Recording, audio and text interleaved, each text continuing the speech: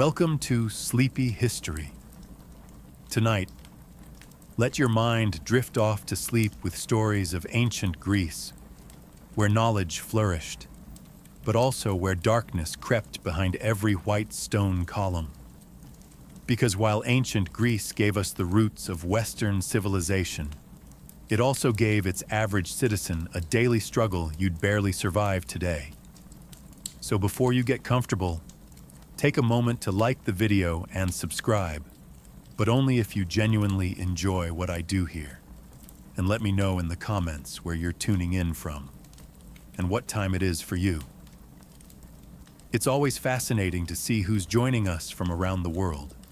Now, dim the lights. Maybe turn on a fan for that soft background hum. And let's ease into tonight's journey together. Welcome to ancient Greece, where your day begins not with an alarm clock, but with the sun turning your house into a slow cooking oven. Your home is a modest one, made of sun-dried mud bricks or rough stone, with small windows and no glass. Just wooden shutters to keep out the goats and maybe some breeze if the gods are feeling generous. There's no insulation, no ceiling fan, and certainly no such thing as personal space, unless you count the corner where the family goat doesn't sleep. You rise early, not because you're disciplined, but because it's already too hot to stay horizontal. In the summer, the stone walls absorb heat like a sponge, and by sunrise, your little house is radiating it back into your bones. In winter, those same walls turn into a freezer, and you're basically wrapped in a sheet hoping not to become a statue of frostbite. You probably slept on a thin mat or a straw-stuffed mattress. No pillows, just a rolled-up cloak, or maybe your arm. If you're lucky, the lice left you alone last night, but probably not. There's no running water, so your morning routine involves either walking to the public fountain or, if you're rural, hauling water from a nearby well. You carry it in clay jars balanced on your shoulders, while silently praying you don't trip and shatter a week's worth of back pain on the ground. To get clean, you don't bathe in the morning. That's saved for the end of the day, if at all. You might splash your face, rub some olive oil on your skin, then scrape it off with a stridule, a curved metal blade. Think of it as a spa day. But without the spa, the day, or any real effect. And don't even think about privacy. Your family lives in the same room. You sleep together, eat together, and argue over who tracked mud in from the street.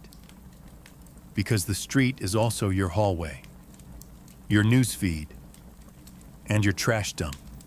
You haven't even eaten yet, and already your back hurts. You're sweating, and your tunic is sticking in places no tunic should. And this is the best part of your day. So you've survived the sweatbox of a Greek bedroom. Time to fuel up. Right. Welcome to breakfast in ancient Greece. A meal so minimal it makes modern intermittent fasting look like gluttony. Your first bite of the day, barley bread, stale, dense, and about as exciting as the dirt it was baked near.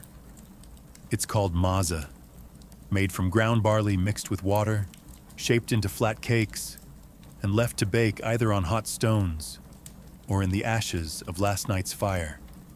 Think ancient granola bar, but without sweetness, texture, or joy. You might dunk it in watered-down wine, because, surprise, the water isn't always safe to drink. There's no filtration system, no boiling, no Boudica pitcher in your clay pantry. So instead, everyone, from kids to elders, gets a cup of oinos mixed with water. Not for the buzz, but for survival. If you're wealthy, maybe you get a fig or two, some olives, or a smudge of goat cheese. But let's be honest, you're not wealthy. You're lucky if your bread isn't crawling with yesterday's flies and doesn't crack a tooth when you bite it. No coffee, no eggs, no fruit bowl, no honey, unless you live near a decent beekeeper and know how to bribe them. And don't expect to sit and relax. Meals are fast, no chairs, no forks, and certainly no mindful eating. You chew, you nod, and you get back to work. Oh, and if you're a woman, you don't even eat with the men. In many households, women and children eat separately, often after the males are done. So not only is the food bad, you also get to wait your turn to be disappointed. The irony. Ancient Greeks are the same people who gave us symposiums, banquets, and poetic odes to wine. But breakfast, that's not worth a line of verse. It's utilitarian, dry, often literally burnt, and yet you chew through it like a champion, because it's the only thing standing between you and a full day of sun, labor, and arguing philosophers. Bon appetit. Just try not to crack a molar.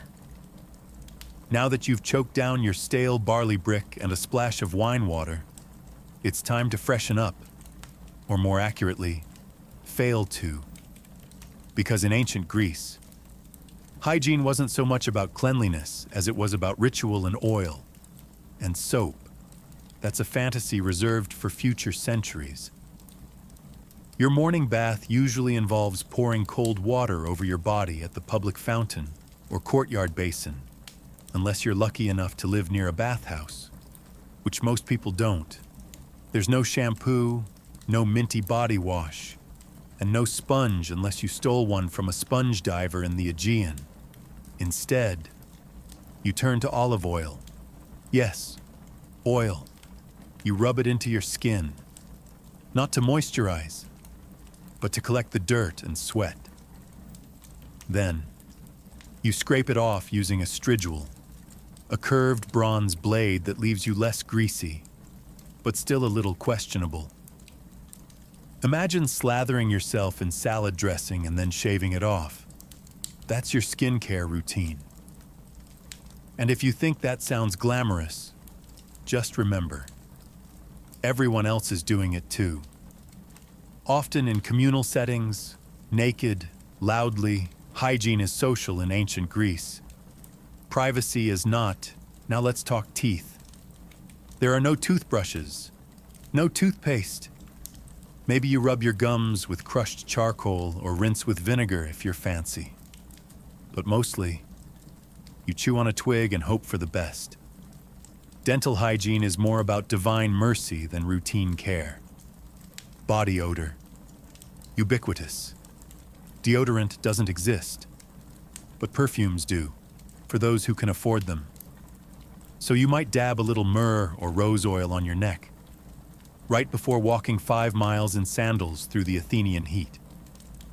The result? A uniquely Greek blend of musk, dust, and desperation. Laundry. Rare. Clothes are washed by beating them against stones in the river. If you're poor, your tunic probably hasn't seen water since last festival season. In short, hygiene in ancient Greece isn't about looking or smelling good. It's about appearing moderately less revolting than yesterday. The oil and scrape method helps, but only so much when you're sweating in a tunic under a sun that's trying to kill you. So yes, ancient Greece gave us democracy, philosophy and architecture, but a decent shower, still waiting. Now that you've oil scraped your way into a new day, it's time to get dressed, and spoiler alert, your ancient Greek wardrobe is minimal at best and comically impractical at worst. You've got 2 options, a chiton or a himation, both basically oversized linen rectangles that you wrap and pin with a brooch or tie with a belt. It's not tailored, it's not fitted. And it absolutely wasn't designed with windy days in mind. One wrong breeze and suddenly your whole philosophical outlook is on display. Forget underwear. It's not a thing, and bras don't exist. So unless you're a Spartan woman trained to sprint and wrestle, you're just hoping your pins hold and no one notices your wardrobe shifting like a loose curtain. Now, let's talk footwear. If you're lucky, you own a pair of leather sandals. If not, you're barefoot. And that means a full day of walking on sun-baked stone, goat-trodden dirt, and whatever the local market has squished into the roads. Imagine strolling across a skillet in July while dodging donkey dung. That's your daily commute.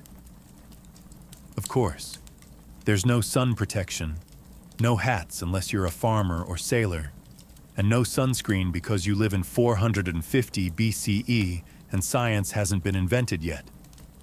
The Aegean sun. It doesn't care how philosophical you are. It will roast you. By noon, your shoulders are burned. Your feet are filthy and your linen robe has stuck to you in 4 places that defy geometry. And don't forget, public nudity isn't shocking in Greek society. You might pass men at the gymnasium training in the buff, or even politicians delivering speeches in togas that barely hold together. Now, if you're wealthy, your tunic might be dyed, maybe a soft purple or saffron yellow. But most people wear off white or brown because dyes are expensive and no one wants to waste good color on the guy who fixes fishnets for a living. So you walk through your day dressed like a toga burrito, sunburned, sweating and hoping your pin doesn't pop loose in front of the priestess. And the worst part, you're only halfway through your chores. Welcome to ancient Greece, where military service isn't a job. It's your civic duty, your social expectation, and sometimes your one-way ticket to an early grave. If you're a free male citizen, especially in Athens or Sparta, congratulations, you're automatically a soldier, whether you like it or not. By your teens, you're already training with wooden weapons and learning formations in the phalanx. That famous Greek battle strategy that involves standing shoulder to shoulder behind large shields and hoping the guy next to you doesn't trip. In Sparta, boys start military training at age 7 in the Brutalagogue system, a program that turns children into warriors by, essentially, starving, whipping and isolating them until only the toughest remain. In Athens, things are gentler but still mandatory. 2 years of training in your late teens, followed by decades of being on call. You don't get to say, "I'm more of a thinker." Even philosophers like Socrates fought in wars, and not with witty comebacks, with actual weapons. And there's always a war, whether it's Sparta versus Athens, Athens versus Persia, Sparta versus literally everyone, or just a neighboring polis getting sassy about trade routes. Conflict is a way of life. Peace is just the pause between 2 invasions. Armor, if you can afford it, you get a bronze helmet, breastplate, greaves, a round hoplin shield, and a spear. If you can't, well, try not to be in the front row. Leather and cloth don't stop arrows. The worst part, you supply your own gear. That's right. Being a soldier is a BYOB situation. Bring your own bronze. Poorer citizens either beg, borrow, or fight lightly armed, which is Greek for more likely to die first. And when you're not fighting, you're preparing, training, cleaning weapons, arguing in the assembly about strategy, or rowing warships for hours as part of the Navy. Because yes, those triremes don't paddle themselves. There's no veterans' health care, no pensions, no therapy, just scars, limps, and the occasional poorly carved gravestone praising your virtue and courage. If you think life as a man in ancient Greece sounds rough, just wait until you hear about being a woman. In most Greek city-states, especially Athens, women had fewer rights than a pile of decorative urns. You couldn't vote, couldn't hold office, couldn't own land outright, and rarely appeared in public without a male escort. In fact, if people saw you out too often, they might start whispering that you were a courtesan or worse. A Spartan. Let's start with your daily routine. You wake up before sunrise to start the chores. You spin wool, weave cloth, grind grain, fetch water, bake bread, manage the slaves, if your household has any, and raise the children. You're the household CEO, but one without pay, respect, or days off. Your social life, limited. You don't attend plays. You don't join the philosophical debates. You're not at the gymnasium. That's for naked men only. You're confined mostly to the gynoeceum, the women's quarters, and your contact with the outside world consists of glimpses through latticework windows, education. If you're lucky, you might learn to read a bit. But mostly, you're trained in domestic duties, philosophy, rhetoric, geometry. That's for the boys. Your job is to marry well, have sons, and stay invisible while doing it. Marriage happens young, often in your early teens, to a man twice your age, arranged by your father, who treats you more like a trade agreement than a person. Love is optional. Dowries are mandatory, and when you do have children, your primary value becomes your womb. Now, Sparta was the exception. Spartan women were famously more liberated. They were educated, exercised in public, and could own property. But before you envy them too much, remember, their freedom came from a state-sponsored obsession with warfare and eugenics. Your main job as a Spartan woman: give birth to strong warriors or face disgrace. And if your husband dies, you can't inherit much. You can't remarry without permission. And your options shrink faster than your social circle. You're stuck, legally, socially, and often physically. So yes, the Greeks worshipped powerful goddesses: Athena, Artemis, Hera, but real women. They were expected to stay quiet, stay home, and stay out of sight. Ancient Athens is hailed as the birthplace of democracy. And yes, technically that's true. But before you get too excited, let's be clear. You probably wouldn't qualify to participate. In fact, the majority of people living in Athens were completely excluded from the democratic process. To vote in the Athenian ecclesia, assembly, you had to be male-born to Athenian parents, a citizen, over 18. That means women, foreigners, called metics, slaves, and children, who made up nearly 90% of the population, had no political voice whatsoever. That's not democracy for the people. That's democracy for a very specific club of sunburned men in sandals. If you met the criteria, though, you didn't just vote. You were expected to participate constantly. Laws were proposed, debated, and passed in huge assemblies of thousands of citizens. There were no career politicians. Every eligible man was part legislator, part jury member, and part overconfident amateur. You could even be randomly chosen to serve in powerful positions, like running the treasury or serving on a jury, through a lottery system, which sounds thrilling until you remember there were no qualifications. Your fishmonger might oversee military logistics one day. Your uncle, who still believes in sea monsters, might judge a murder trial tomorrow. And if someone got too powerful, too popular, or just annoyed people the wrong way. Ostracism, once a year. Citizens could write a name on a broken piece of pottery, an ostracon, and vote to exile that person for 10 years. No trial, no defense, just go away. You're getting too famous. And yet, despite its flaws, Athenian democracy was revolutionary. It gave ordinary men a voice. Well, some ordinary men, and laid the groundwork for future political systems. But make no mistake, it wasn't fair. And it wasn't inclusive. If you were a woman, silenced. A foreign-born resident who paid taxes, silenced. A slave building the Parthenon, definitely silenced.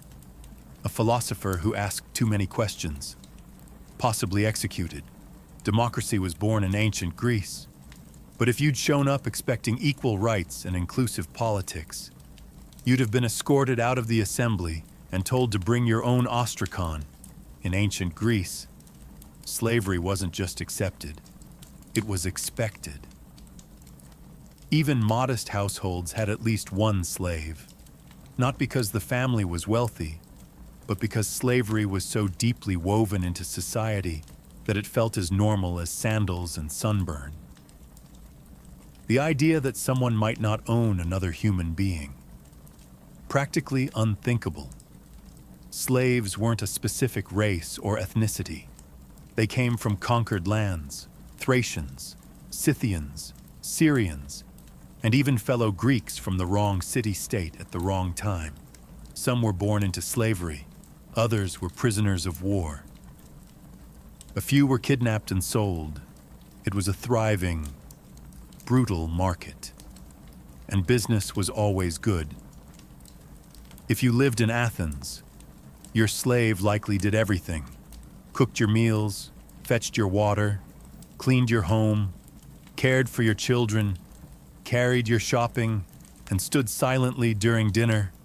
Some even handled business affairs or managed the household, while the citizen owner lounged at the symposium, sipping diluted wine and debating abstract concepts like justice.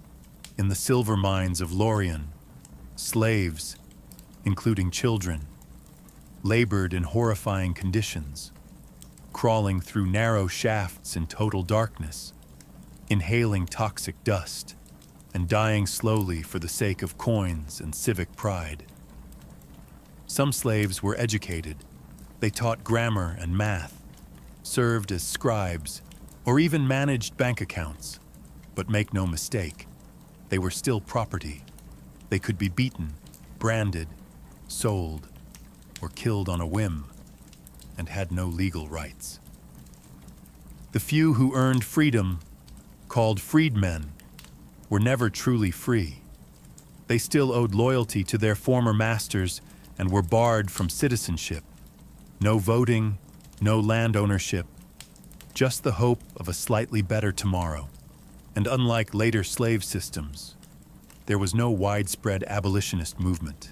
Philosophers like Aristotle, yes, that Aristotle, justified slavery as natural and necessary. According to him, some people were slaves by nature. Enlightening, isn't it? Ancient Greece gave us ethics, democracy, and philosophy. But all of it was built on the backs of people who were never allowed to speak, never allowed to vote, and never allowed to matter. And that's not a footnote. It's the foundation. Feeling unwell in ancient Greece. That's unfortunate. Because unless you live next door to Hippocrates himself, your healthcare plan includes some vague herbs, divine intervention, and a lot of wishful thinking. Let's start with the basics. There are no hospitals as we know them. If you're sick or injured, you stay home. Maybe a neighbor knows a thing or two about poultices. Maybe a relative remembers a prayer to Asclepius, the god of healing. Maybe your local temple has a snake you can pet for spiritual comfort. That's about it. The most famous Greek doctors were really a mix of herbalist, philosopher, and gambler. They believed in the four humors: blood, phlegm, yellow bile, and black bile, according to them. Illness was caused by an imbalance in these fluids. So if you had a fever, too much blood, time to drain it, coughing, too much phlegm, try fasting. Melancholy, that's black bile. Maybe take a walk or stare at the sea dramatically. Most treatments were based on trial, error, and garlic. You might be given crushed poppy seeds.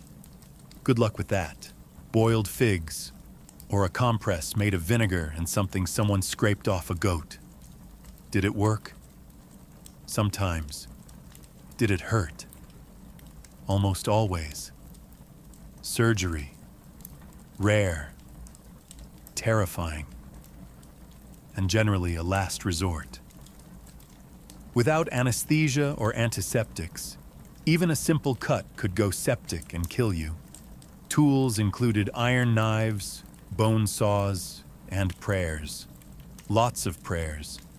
And if you needed something amputated, hope you brought a leather strap to bite down on. Midwives handled childbirth, which was dangerous even on the best days. Mortality rates for women and infants were tragically high. One bad birth, one stuck shoulder, one breech baby, and that was it. If you were wealthy, you might summon a traveling physician, someone with an actual scroll and some fancy oils. If you were poor, you relied on local knowledge, street remedies, and sheer resilience, or you simply didn't recover. But hey, at least they believed in rest, clean air, and a balanced diet. So there's that. Ancient Greek medicine gave us the Hippocratic Oath, but it also gave us treatments like drink boiled cabbage water. So yes, healthcare in ancient Greece, mostly herbs, hope, and hang on. In ancient Greece, theater wasn't just entertainment. It was a civic duty, a religious ritual, and sometimes a full contact sport for the soul. Let's start with the good part. Theater was free for citizens, assuming you weren't a woman, slave, or foreigner, in which case, good luck seeing anything.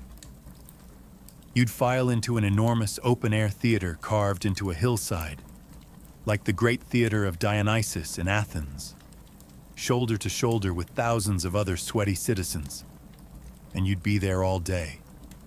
Seriously, all day.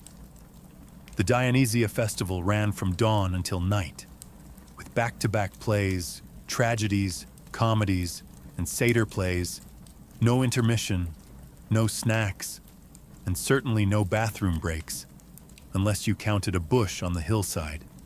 If you showed up late or acted out, you weren't just frowned at. You could be fined.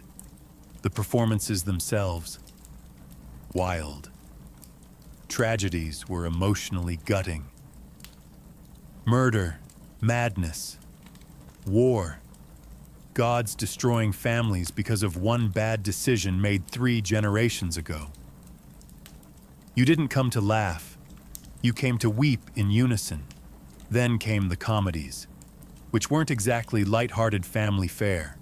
These plays mocked politicians, philosophers, entire cities, and bodily functions with stunning precision. Imagine if Saturday Night Live and a college debate had a baby, then dressed it in a giant phallic costume and sent it on stage. Actors wore towering masks, platform shoes, and exaggerated costumes. All male, of course, even for women's roles. The chorus sang, danced, and shouted commentary, like an ancient Greek version of Twitter, only louder and wearing tunics. And this wasn't passive viewing. The audience was loud. They booed, hissed, threw things, and argued mid-performance. Theater was democracy with stage lights. If the play offended you, you let them know. If it moved you, you shouted, wept, and maybe reevaluated your life. At the end of the festival, a jury voted on which playwright won. Imagine spending 3 days crying over Orestes, only to find out some bawdy comedy with a talking pig god took the prize. That's ancient Greece for you. So yes, in the theater, you were never just watching. You were participating, and possibly throwing olives. So you've survived your tragic all-day theater binge.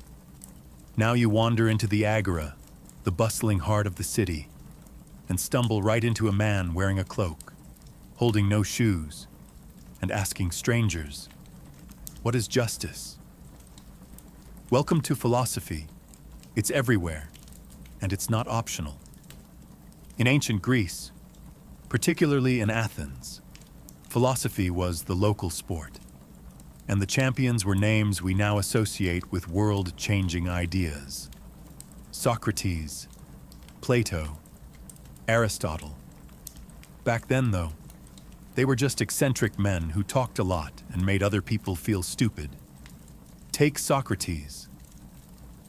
The man made a career out of asking questions that led nowhere and dismantling people's confidence in their own opinions. You might be minding your own business, buying olives or petting a stray goat, and he'd appear. Do you believe in truth? I guess. What is truth?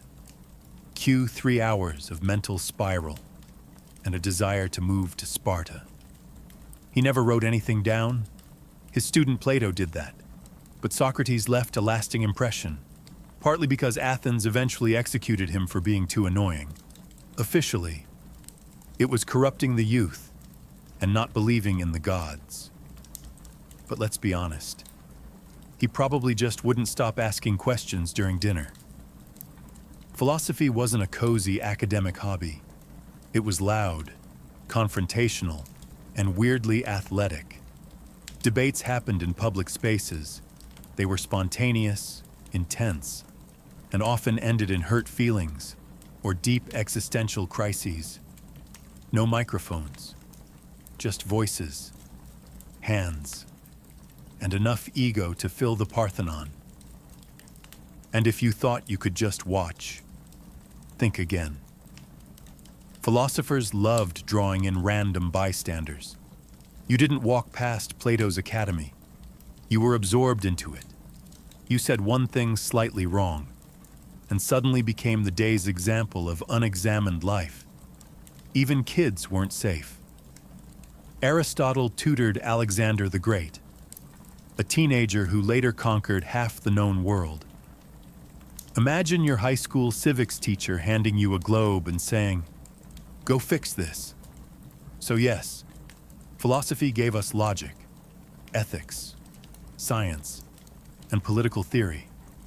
But in ancient Greece, it also gave you a headache, a crisis of identity, and a 70% chance of being publicly humiliated by a man in sandals. So, you've made it in ancient Athens. You're well-spoken, clever, politically active. People like you, maybe too much. That's your first mistake. Because in Athens, being too popular could get you kicked out of the city for 10 years. Not arrested, not fined, just gone. This wasn't a conspiracy or a backroom deal. It was built into the system. It was called ostracism, and it was perfectly legal, perfectly public, and perfectly terrifying.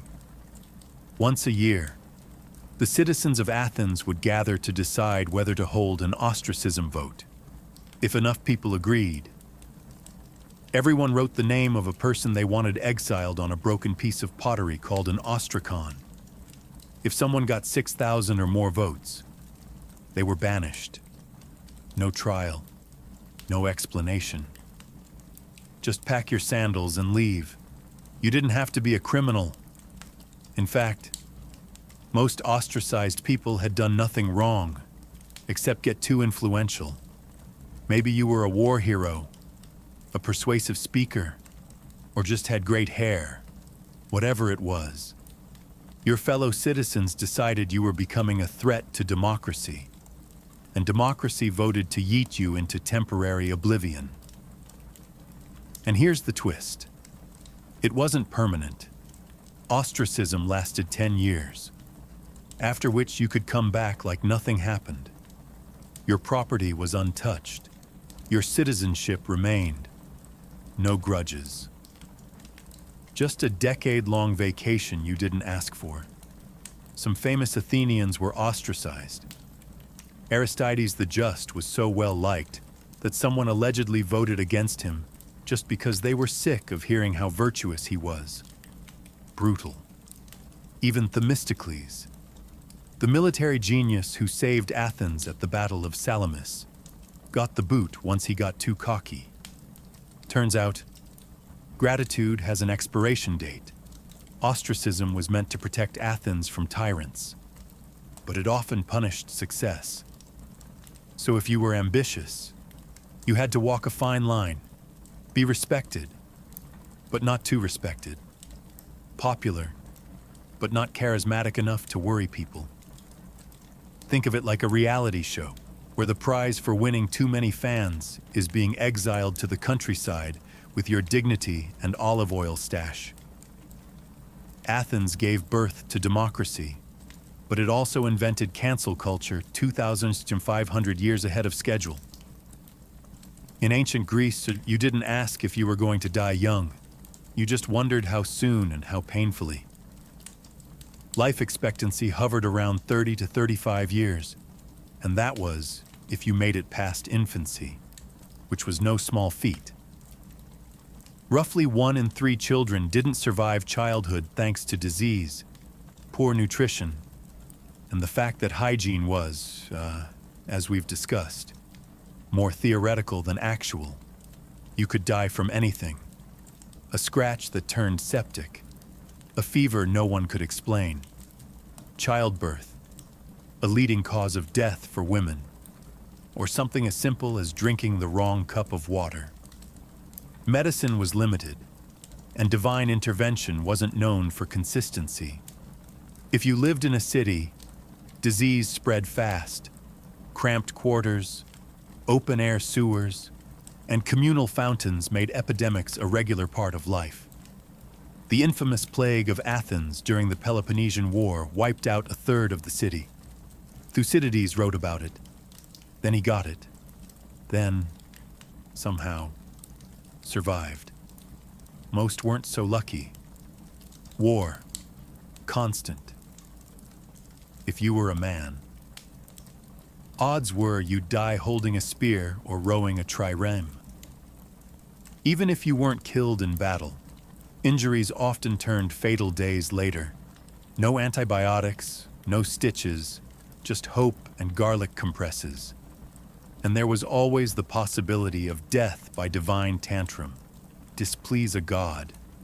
Forget a sacrifice, mock a temple statue, or speak ill of Zeus after 3 cups of wine, and you could find yourself on the wrong end of a lightning bolt, plague, or spontaneous goat stampede. Burial rites were important. If your family couldn't afford a proper funeral, with coins for the ferryman and rituals to secure your spot in the afterlife, you might be dumped outside the city walls, unmarked and forgotten. Not only was that tragic, it was spiritually dangerous. The Greeks believed unburied souls wandered eternally, caught between worlds. Death wasn't poetic, it was daily. And it didn't care about your philosophy, your beauty, or your lineage. You could be a slave, a general, or a poet, and still die from a moldy fig or an angry mosquito. The Greeks had 12 Olympians, and not a single one of them liked you.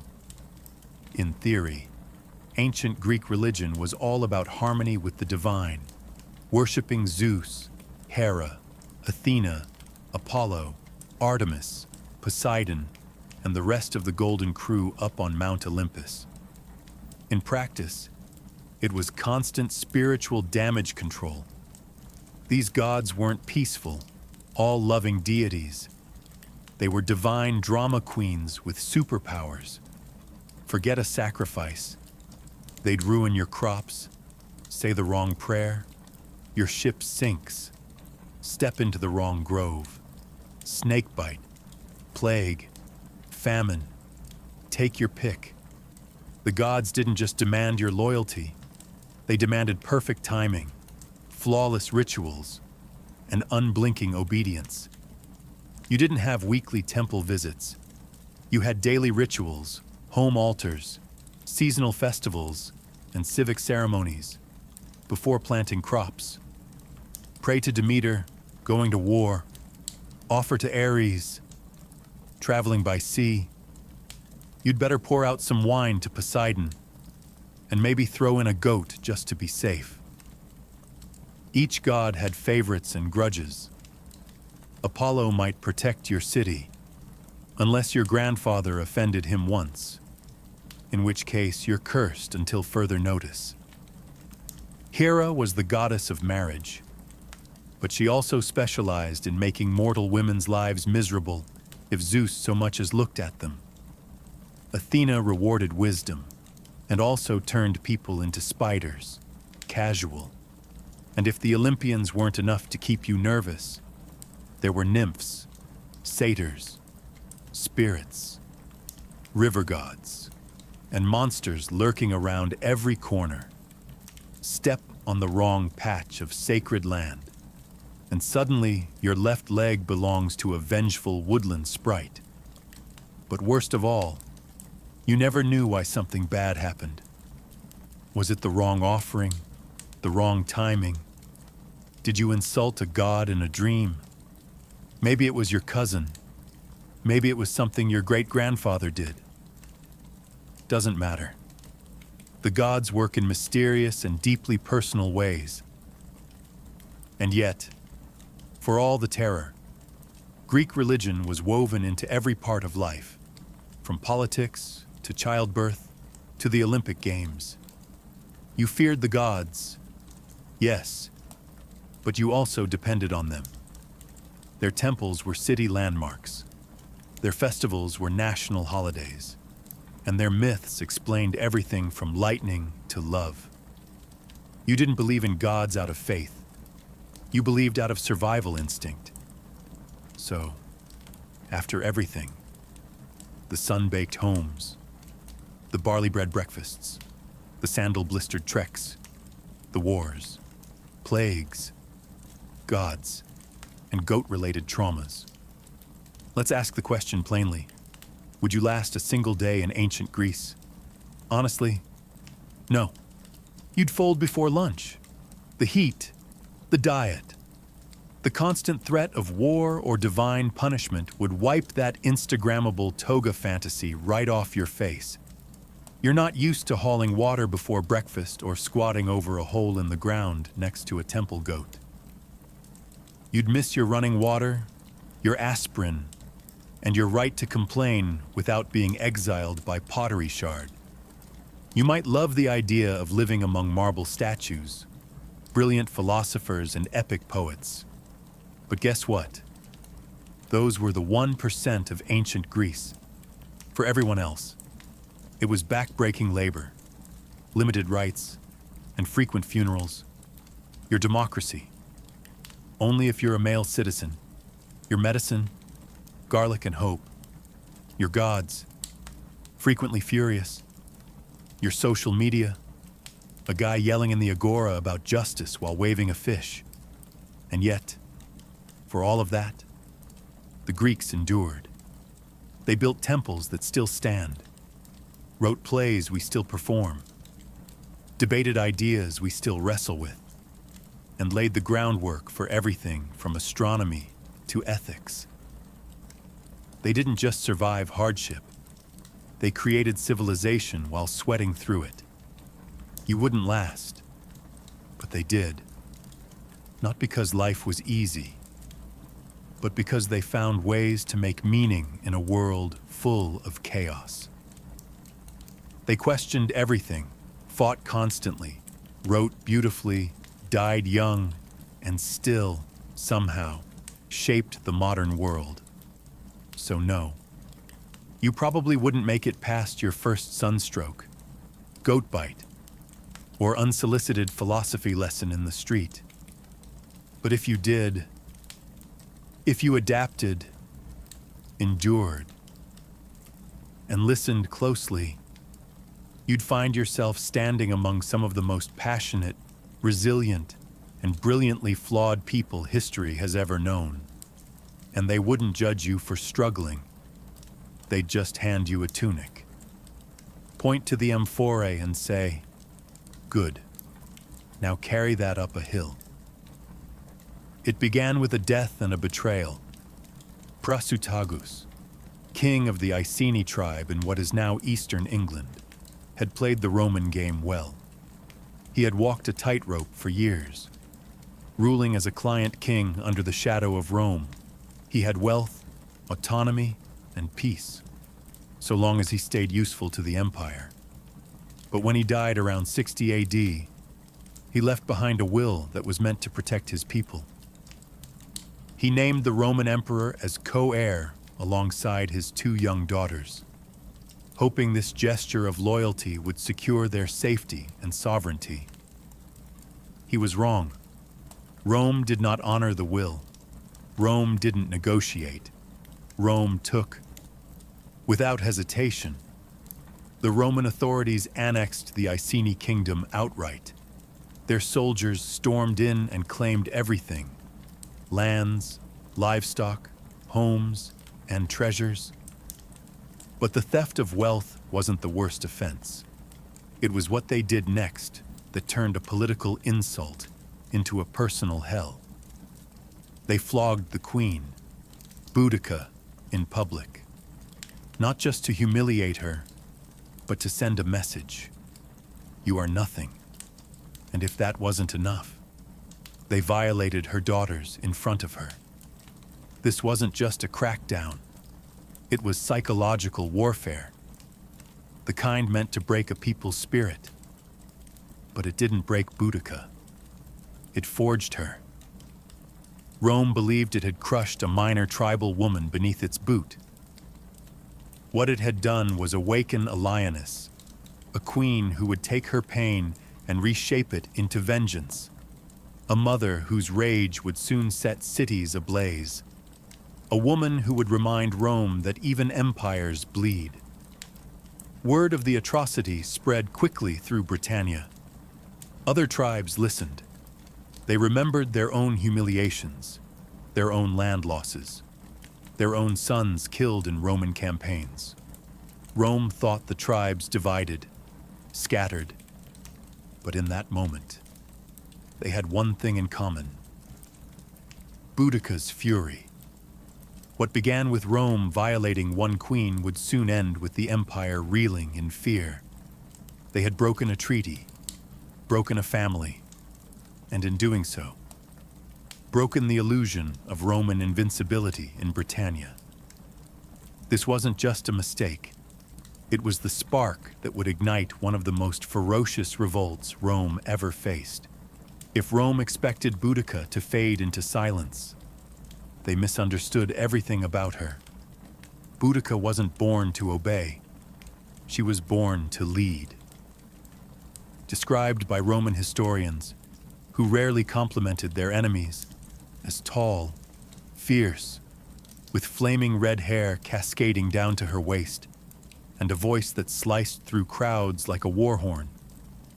She wasn't just a queen by blood. She was a symbol, and now, she was a threat. But before she became that threat, she became something deeper, a mother with nothing left to lose.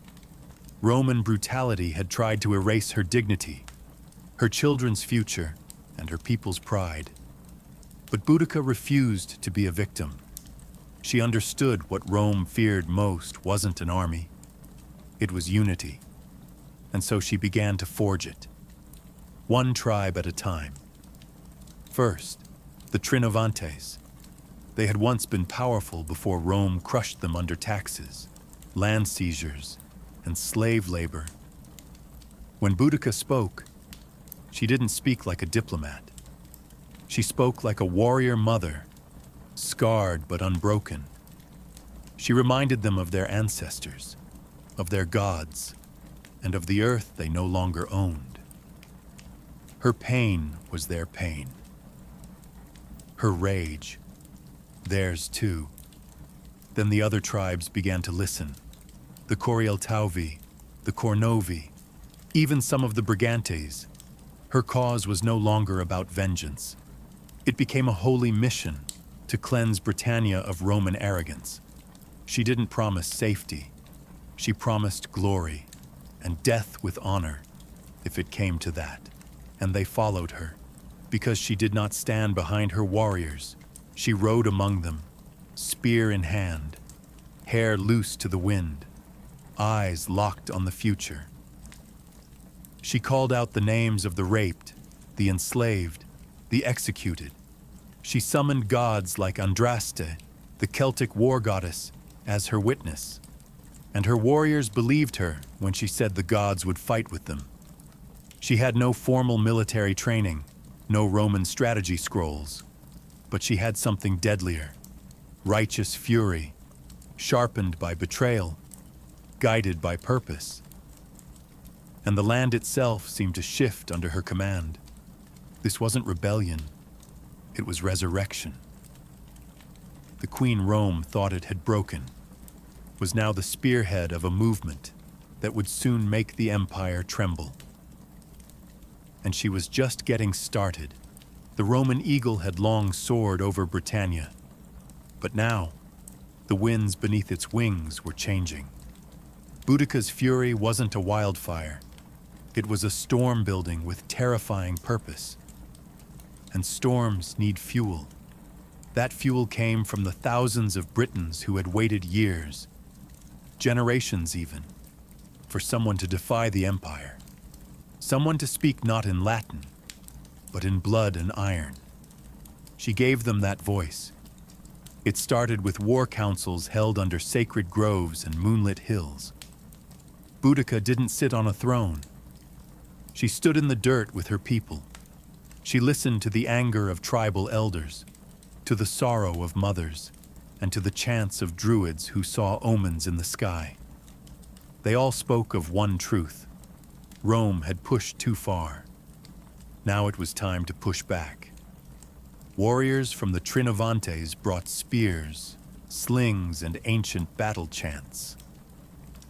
The Iceni added cavalry, swift riders with wild hair and war paint, fierce and fearless. Other tribes joined with axes, blades, and torches. Even women took up arms, inspired by their queen.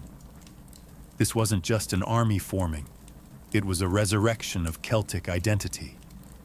But Rome had trained legions, professional soldiers, armored, disciplined, and lethal. Boudica had to make up for that with numbers, knowledge of the land, and something Rome could never teach: hatred forged in humiliation. Soon, Boudica's army swelled to tens of thousands. Farmers became warriors, hunters became assassins. Former Roman slaves and mistreated tribal allies switched sides. These weren't soldiers who fought for pay. They fought for memory, revenge, and the right to raise children without chains. She gave a speech, her first of many. Roman historians would later record her words, albeit with their bias. But what echoes through time is clear. She vowed to win or die. There would be no surrender, no submission, no turning back. Then came the first target, Camulodunum, once a British stronghold, now a Roman colony littered with temples, statues, and villas. The Temple of Claudia stood as an insult, a shrine to the emperor who had conquered them.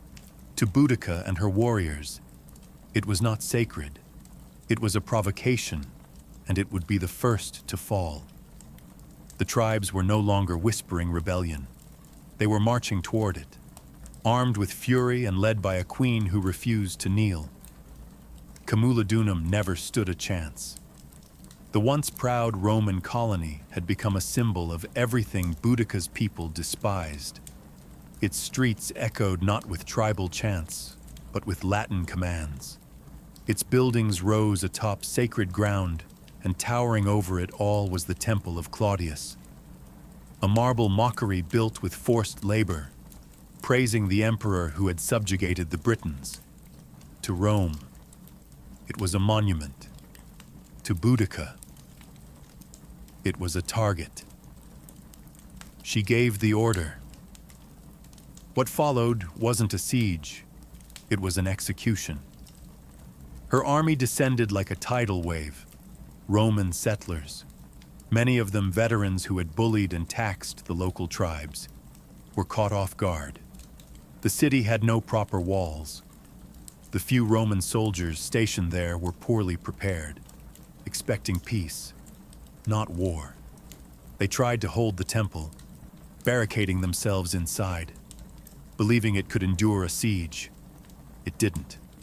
Within 2 days, Boudica's forces breached it. The streets ran red. They spared no one. Men, women, and children were slaughtered. Boudica's war wasn't just military. It was personal. Her warriors destroyed Roman statues, burned villas, and turned their rage onto the very symbols of occupation. The temple was set ablaze, its roof collapsing in a firestorm that lit the sky for miles. Survivors were rare, and those who did escape carried tales of horror that chilled Roman blood. The fury wasn't random. It was deliberate. These were people who had seen their homes taken, their gods mocked, their daughters sold. Now they were reclaiming what had been stolen with interest. Roman officials sent pleas for help to Governor Suetonius, who was hundreds of miles away in Wales, suppressing another rebellion. But by the time he heard of Camulodunum's fall, it was already ash and smoke. A colony destroyed, its citizens dead, and the flame of rebellion rising higher. Boudica didn't stay to celebrate. There was no time. She knew Rome would respond, and hard. So she pressed on, knowing that each victory bought her momentum. Her next destination was a city larger, richer, and even more vulnerable. Londinium. If Rome hadn't taken her seriously before, they would now. Camulodunum was the beginning, but it wasn't revenge yet. Not until the empire's beating heart in Britannia felt the fire. Londinium was the jewel of Roman Britannia. Founded just 17 years earlier, it had grown into a thriving hub of trade and administration. Merchants from across the empire filled its markets. Officials conducted imperial business under tiled roofs. Wealth flowed through its streets like water. But as Boudica's army marched ever closer, that wealth turned into panic. Governor Suetonius, having rushed back from Wales with a small force, arrived just ahead of the rebellion.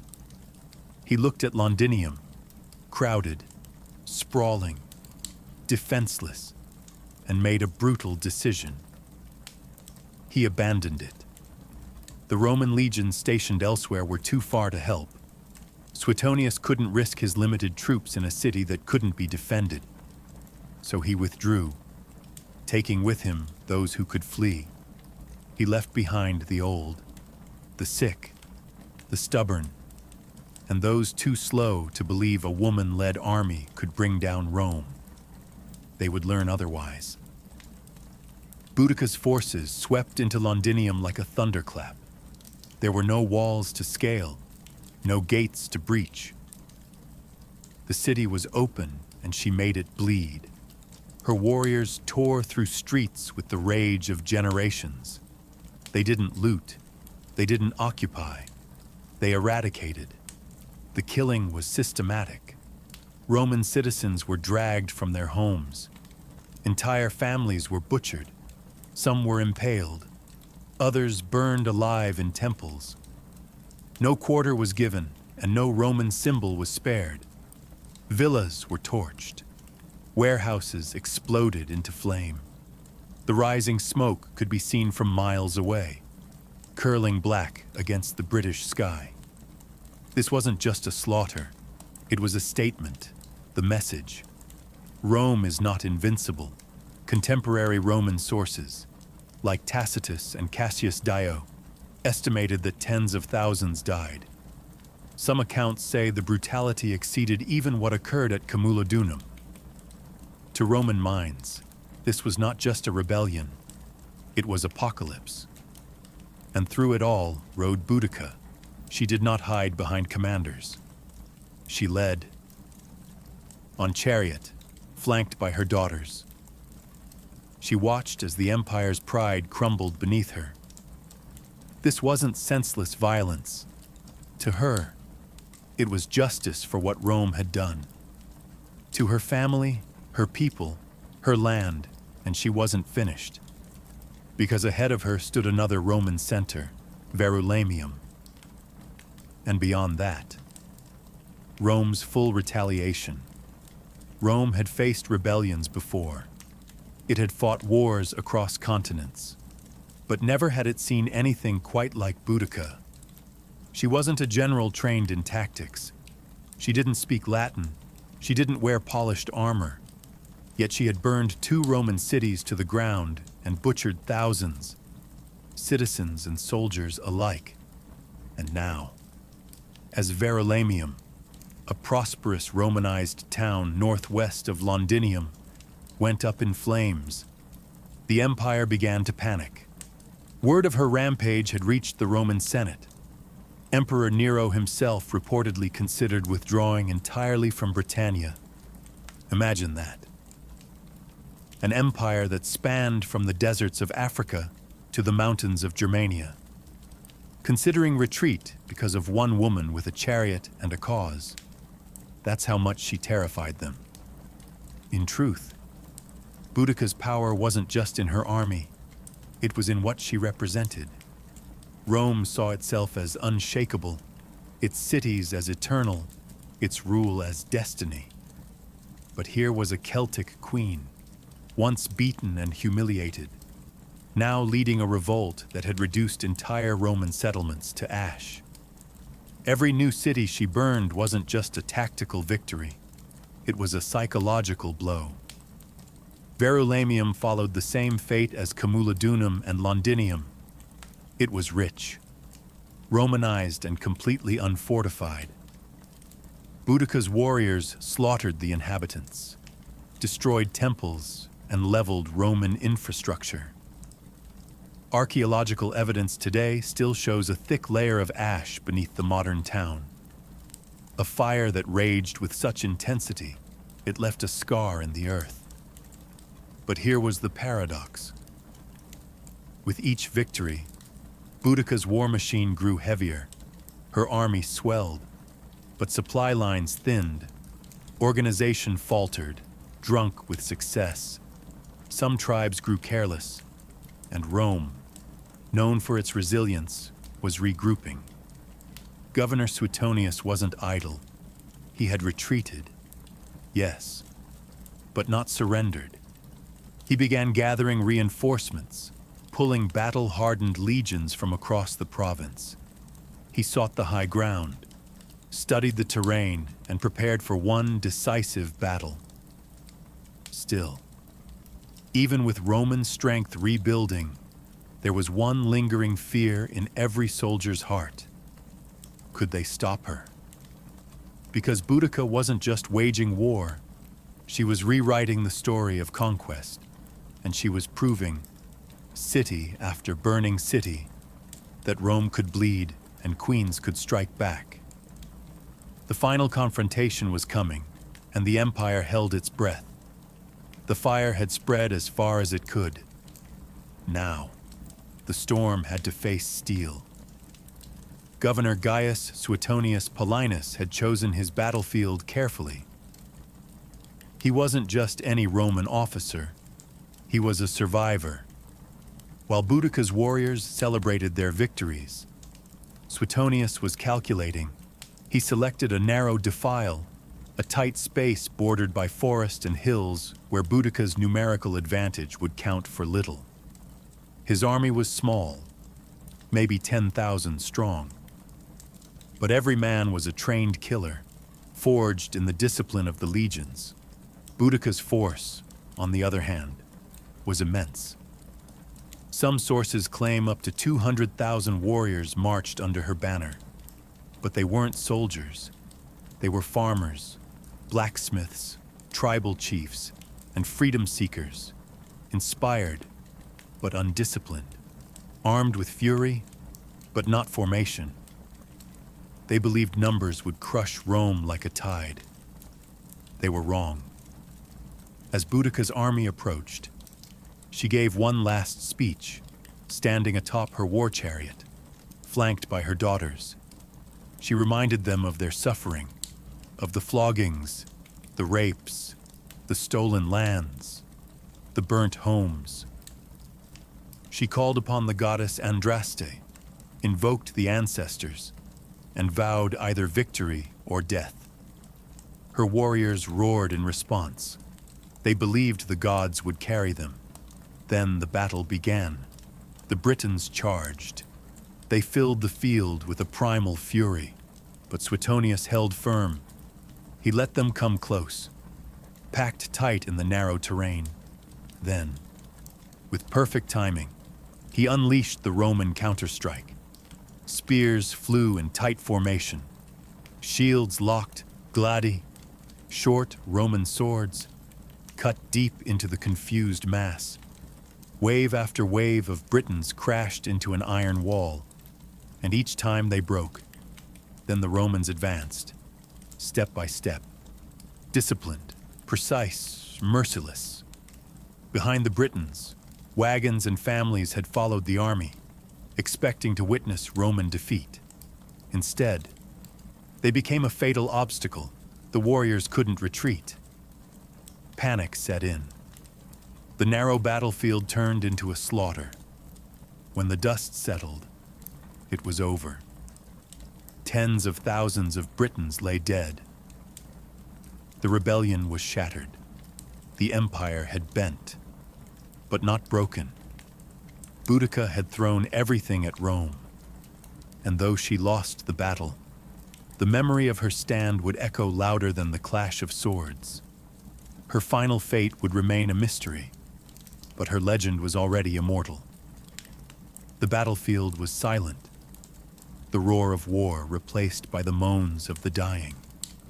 Boudica had lost, not just a battle, but a war she had set ablaze with her own hands. The ground was soaked with the blood of her people, and the ashes of their dreams drifted into the cold Britannic air. And Boudica, she was nowhere to be found. There are no eyewitness accounts of her final breath, no clear details of her death. Roman historians offer conflicting stories. Some say she took poison, choosing death over capture. Others suggest she fell ill and died quietly in the aftermath. But what they agree on is this: she vanished. No chained queen was ever paraded through the streets of Rome. No public execution, no final humiliation. She simply disappeared, like a storm that burned itself out. But in that disappearance, something extraordinary happened. She became more than a queen. She became myth. Rome, shaken and humiliated by the scale of her rebellion, tried to bury the memory. But it was too late. Boudica had become a name whispered in tribal songs and echoed in the sacred groves. To the Britons, she was not a defeated rebel. She was a martyr, a goddess of war and vengeance, a mother who had stood against the world's most powerful empire and made it bleed. Even among the Romans, there was reluctant respect. Tacitus, though Roman to the bone, painted her not as a barbarian, but as a formidable leader wronged by the arrogance of empire. Cassius Dio wrote of her commanding presence and terrifying speeches. They feared her, yes, but they also admired her resolve. And across the centuries, Boudica refused to die. She would rise again in Victorian statues, in poems by Tennyson, in history books, in school lessons. She became a symbol of defiance, especially to women who saw in her story a fire that couldn't be extinguished. Her chariot, spiked wheels tearing across time, became a vehicle of resistance. And so, though her body may be lost to history, her voice never left. It rides with the wind. It screams in the fire. It echoes through every soul that has ever stood against oppression and whispered, "I will not kneel." Centuries have passed since Boudica vanished into the mists of history, but her shadow still lingers across the British Isles. You can see her name carved into monuments, hear her invoked in political speeches, and feel her presence in the stubborn spirit of a land that never truly forgot her. In London, near Westminster Bridge, a bronze statue shows her standing tall on a war chariot, flanked by her daughters, eyes set on the horizon, wheels raised in defiance. Below her, traffic hums and tourists wander, unaware that they walk in the echoes of her rebellion. But her legacy isn't just about statues, it's about what she represents. Boudica became more than the sum of her battles. She became an eternal question, asked of every empire, every oppressor, every ruler who forgets the power of the people. What happens when the silenced rise? She was not perfect. Her revolt was marked by bloodshed and massacres. Tens of thousands died at the hands of her warriors. But history isn't written by saints. It's carved by those who dare to resist, and resistance, by its nature, is rarely clean. Still, what makes Boudica endure is not just her war against Rome. It's the fire she lit in the human imagination. A woman who lost everything and still stood tall. A queen who refused to be defined by the empire that tried to break her. A mother who turned her grief into a sword. Modern historians continue to debate her exact role, her decisions, her motives. But ask any Briton who Boudica was, and they won't recite footnotes. They'll tell you she was the queen who made Rome bleed. The woman who united tribes that had once warred with each other. The warrior who taught the world that dignity can rise even from devastation. And in that, she becomes more than historical figure. She becomes symbol of rebellion, of courage, of the unbreakable will to be free. Because even when Rome rebuilt its cities and redrew its maps, it could not erase her. Her flame still burns in every fight against tyranny, in every voice that dares to say no, and in every soul that would rather die on their feet than live on their knees. Boudica is gone, but her legend rides forever, to the ancients. Illness was never random. It wasn't just about bacteria, viruses, or rogue cells. Those explanations would come thousands of years later. In the ancient world, sickness was a symptom, not of physical failure alone, but of a deeper disturbance. A disruption in balance, a fracture in the harmony between body, mind, soul, and nature. In Mesopotamia, disease was often seen as divine punishment. If someone fell ill, it was believed they had offended a god, broken a taboo, or attracted a curse. Diagnosis began not with symptoms, but with questions. What have you done? Who have you angered? Priests and healers worked together, interpreting omens, casting spells, and prescribing rituals alongside herbal treatments. In ancient China, balance took on a more systematic meaning through yin and yang and the five elements. Health was the state of equilibrium between opposing forces. Too much heat or cold, dryness or moisture would throw the body off. Practitioners of traditional Chinese medicine didn't just treat a cough. They asked when it started, what time of day it worsened, what emotions accompanied it. Healing was holistic. Herbs, acupuncture, and dietary changes were all tools to rebalance the inner cosmos. In Greece, the physician Hippocrates rejected the idea of gods punishing people with disease.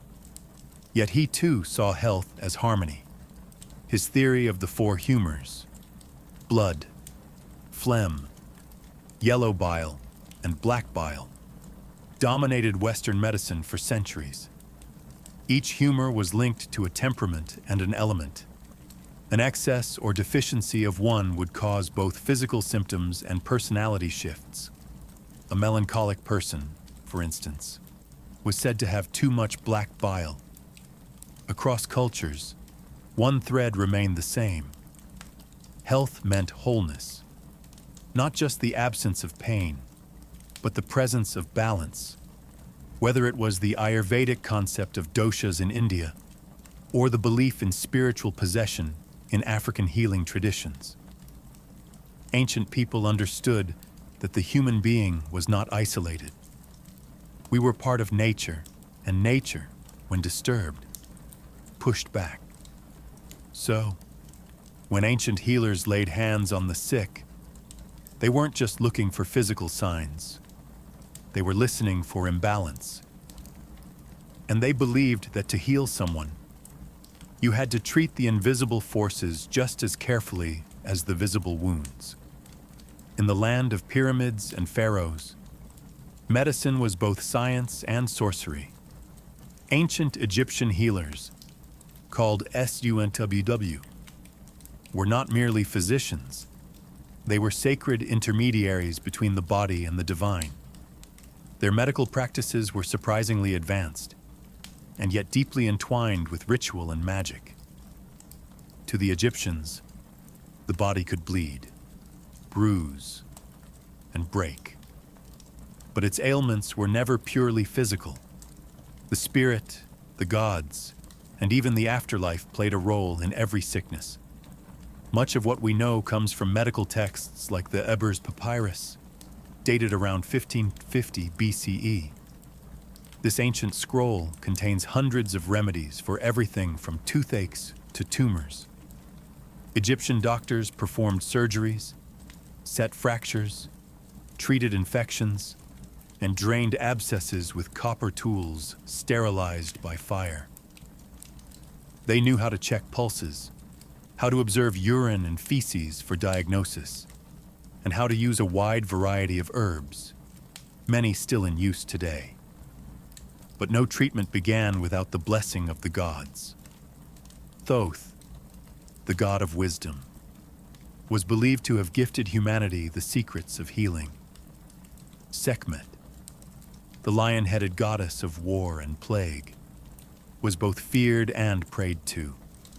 She could unleash epidemics or grant recovery. Spells were often recited over a patient as herbs were applied. Words held power. Incantations weren't empty phrases. They were medicine in sound form. One of their greatest tools was honey. It was used as an antiseptic long before bacteria were understood. Wounds were bandaged with it, sometimes combined with resin or lint. Garlic and onions were prescribed for heart health. Castor oil served as a laxative. Even moldy bread was pressed into infected wounds, a primitive antibiotic, centuries ahead of its time. Egyptian doctors treated not only commoners, but also royalty. Their skills were respected across borders. Neighboring civilizations would seek out Egyptian physicians for difficult cases. They were, in a way, early specialists. Some focused on the stomach, others on the eyes, or even on spiritual afflictions. But in all their knowledge, there was no separation between the physical and the sacred. A fever might come from the Nile's mosquitoes, or from an angry ghost. Healing the body meant pleasing the gods, purifying the soul, and restoring divine balance. To the ancient Egyptian, a healer's true role wasn't just to cure the illness, it was to restore cosmic order. Long before modern medicine emerged, India was already writing its own story of healing, one that viewed the human body not as a machine, but as a reflection of the cosmos. This ancient system is known as Ayurveda, a Sanskrit word meaning the science of life. Rooted in the Vedic tradition, Ayurveda is more than just a medical practice. It's a philosophy, a way of living in harmony with nature, seasons, and spirit. Central to Ayurveda is the concept of three doshas: Vata, Pitta, and Kapha.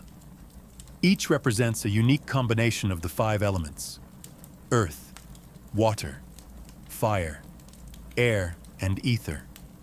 Vata governs movement. Pitta controls transformation, like digestion, and Kapha manages structure and stability.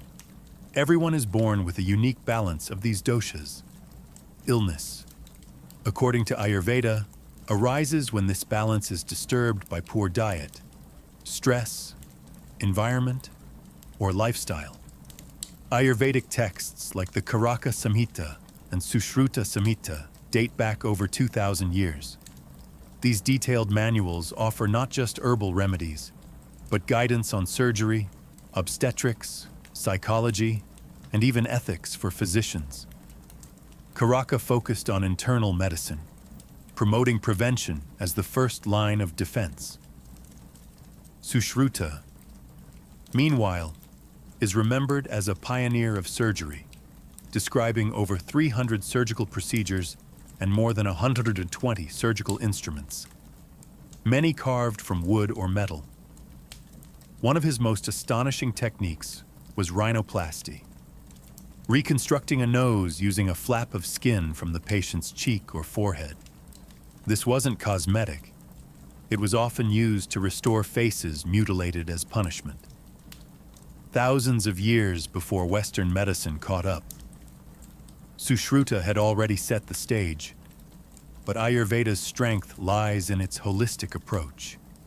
Healing the body is inseparable from healing the mind and soul.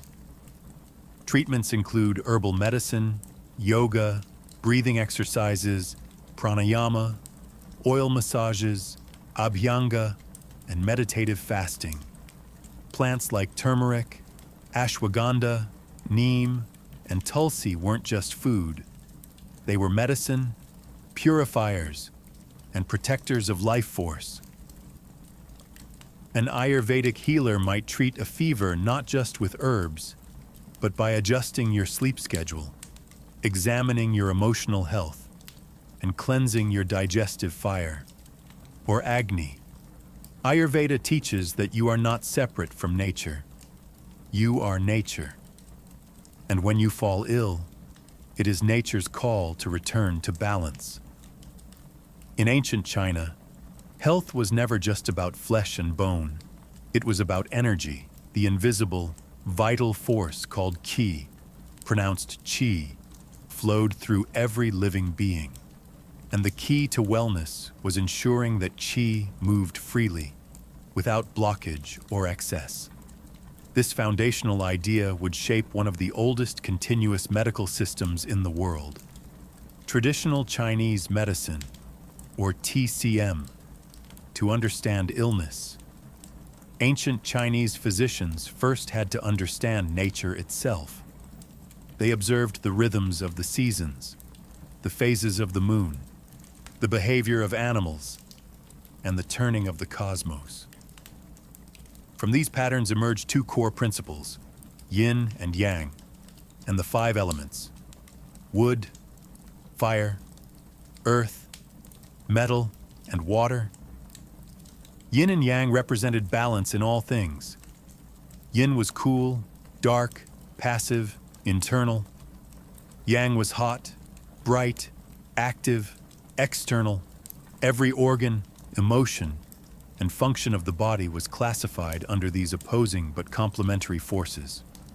Health, then, was a dynamic balance between them. A fever wasn't just a rise in temperature. It was an excess of yang. Fatigue might signal a depletion of yin. Diagnosis was an art. Physicians didn't rely on tools. They relied on the senses. They examined the tongue, felt the pulse at multiple positions, listened to the tone of the voice, and asked questions about dreams, emotions, and bowel movements. Every detail offered insight into the balance, or imbalance, of qi. To restore health, they turned to a vast toolkit. Acupuncture, the insertion of fine needles into precise points along the body's meridians, was used to unblock qi and restore flow. Moxibustion, the burning of the mugwort herb near these points, was used to warm and stimulate circulation. Cupping, herbal formulas, qigong exercises, and strict dietary adjustments all played vital roles. The ancient text Huangdi Neijing, or the Yellow Emperor's Inner Canon, compiled around 2,000 years ago, remains the foundation of TCM today. It didn't just list diseases, it explored causes, prevention, and lifestyle. It taught that emotions like anger, grief, and fear could disrupt organs, and that healing required emotional balance, as well as physical remedies. Chinese medicine never separated the person from the world around them. To treat the body, one must treat the climate, the soul, and the unseen energy within, in every heartbeat. The ancients believed qi was speaking, and the healer's task was to listen.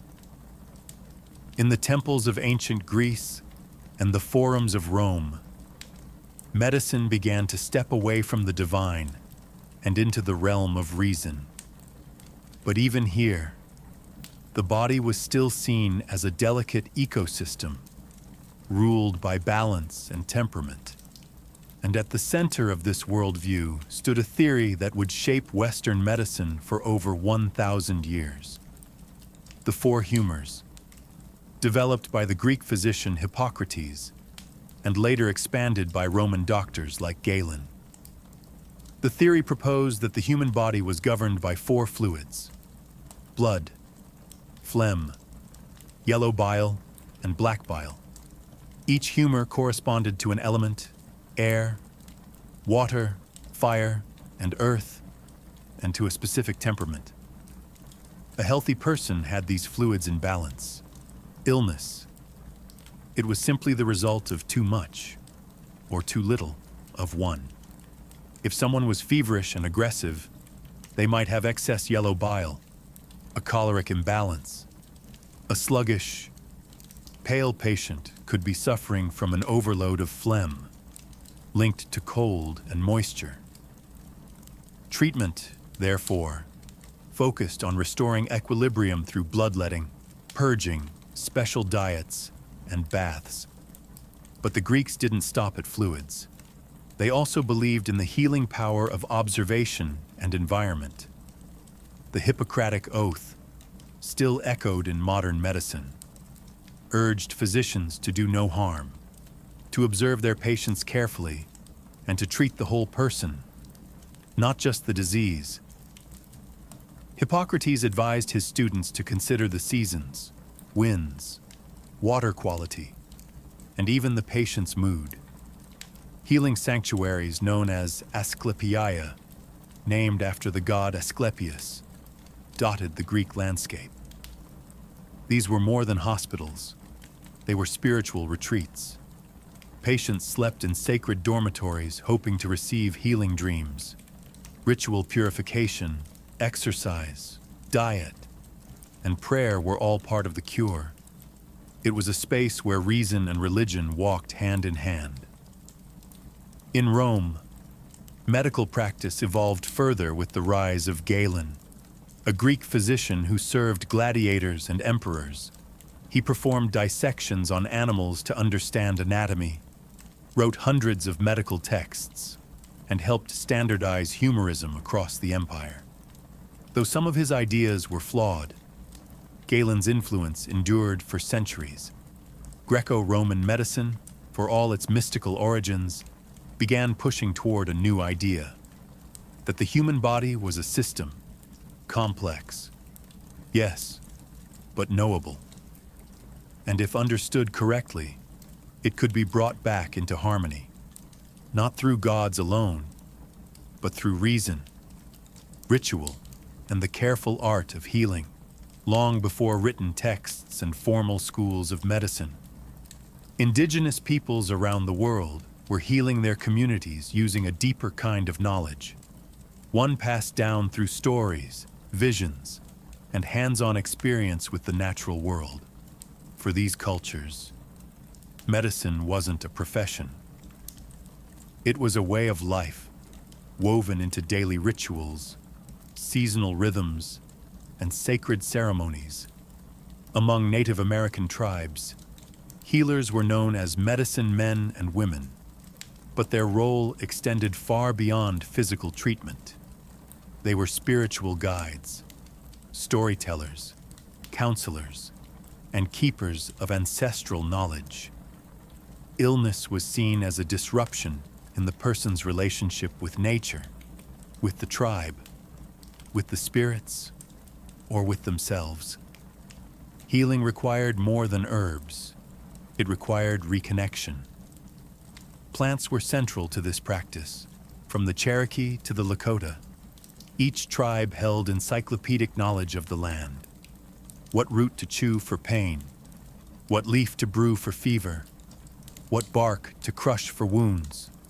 Sage, cedar, sweetgrass, and tobacco were sacred, used in smudging rituals to cleanse body and spirit. Yet medicine was never just about the ingredient.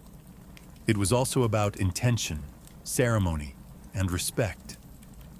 Healers often worked in tandem with spiritual forces. They conducted sweat lodges, vision quests, and drumming circles.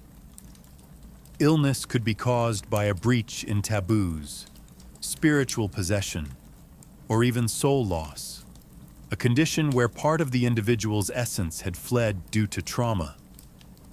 In such cases, rituals like soul retrieval were performed, calling the spirit back through chanting, dancing, or guided trance. The same deep reverence for nature is seen in indigenous traditions across the globe. In the Amazon rainforest, shamans rely on powerful plant medicines like ayahuasca, a hallucinogenic brew used not for recreation, but for healing insight. They believe the plants themselves are teachers, revealing the roots of suffering through visions. In Aboriginal Australia, bush medicine includes herbs, clays, and rituals passed down through the dreamtime, the ancestral era that still guides indigenous identity. Healing here is about balance between body, land, ancestors, and songlines. These systems were never written in books. They lived in the songs, dances, and landscapes of the people. To indigenous healers, modern medicine may have its machines and laboratories, but the earth has always been the first pharmacy. And healing is not about defeating disease. It's about remembering who we are. Across every ancient civilization, regardless of language, geography, or belief system, there was one constant: the conviction that healing required more than herbs and surgery. It required spirit. Whether illness was seen as divine punishment, soul imbalance, or a breach with sacred forces. Ancient people believed that true healing began in the unseen world, and the doorway to that world was ritual. In Mesopotamia, long before the rise of formal medicine, people turned to exorcists and priests to battle illness. Diseases were believed to be caused by malevolent spirits or offended gods. Clay tablets reveal detailed healing rites, where chants were whispered as poultices were applied. Special figurines were buried beneath houses to ward off sickness. Rituals weren't separate from treatment. They were the treatment. In ancient Egypt, no physician worked without invoking the gods. Before applying honey to a wound or bandaging a limb, the healer often recited prayers to Thoth, god of wisdom, or Sekhmet, goddess of healing and wrath. Illness wasn't just a physical attack. It was a cosmic imbalance. Healing meant realigning the patient with Ma'at, the principle of truth, order, and harmony. In many African traditions, healers called Ngangas or Sangomas used drumming, dancing, and divination to diagnose and cure.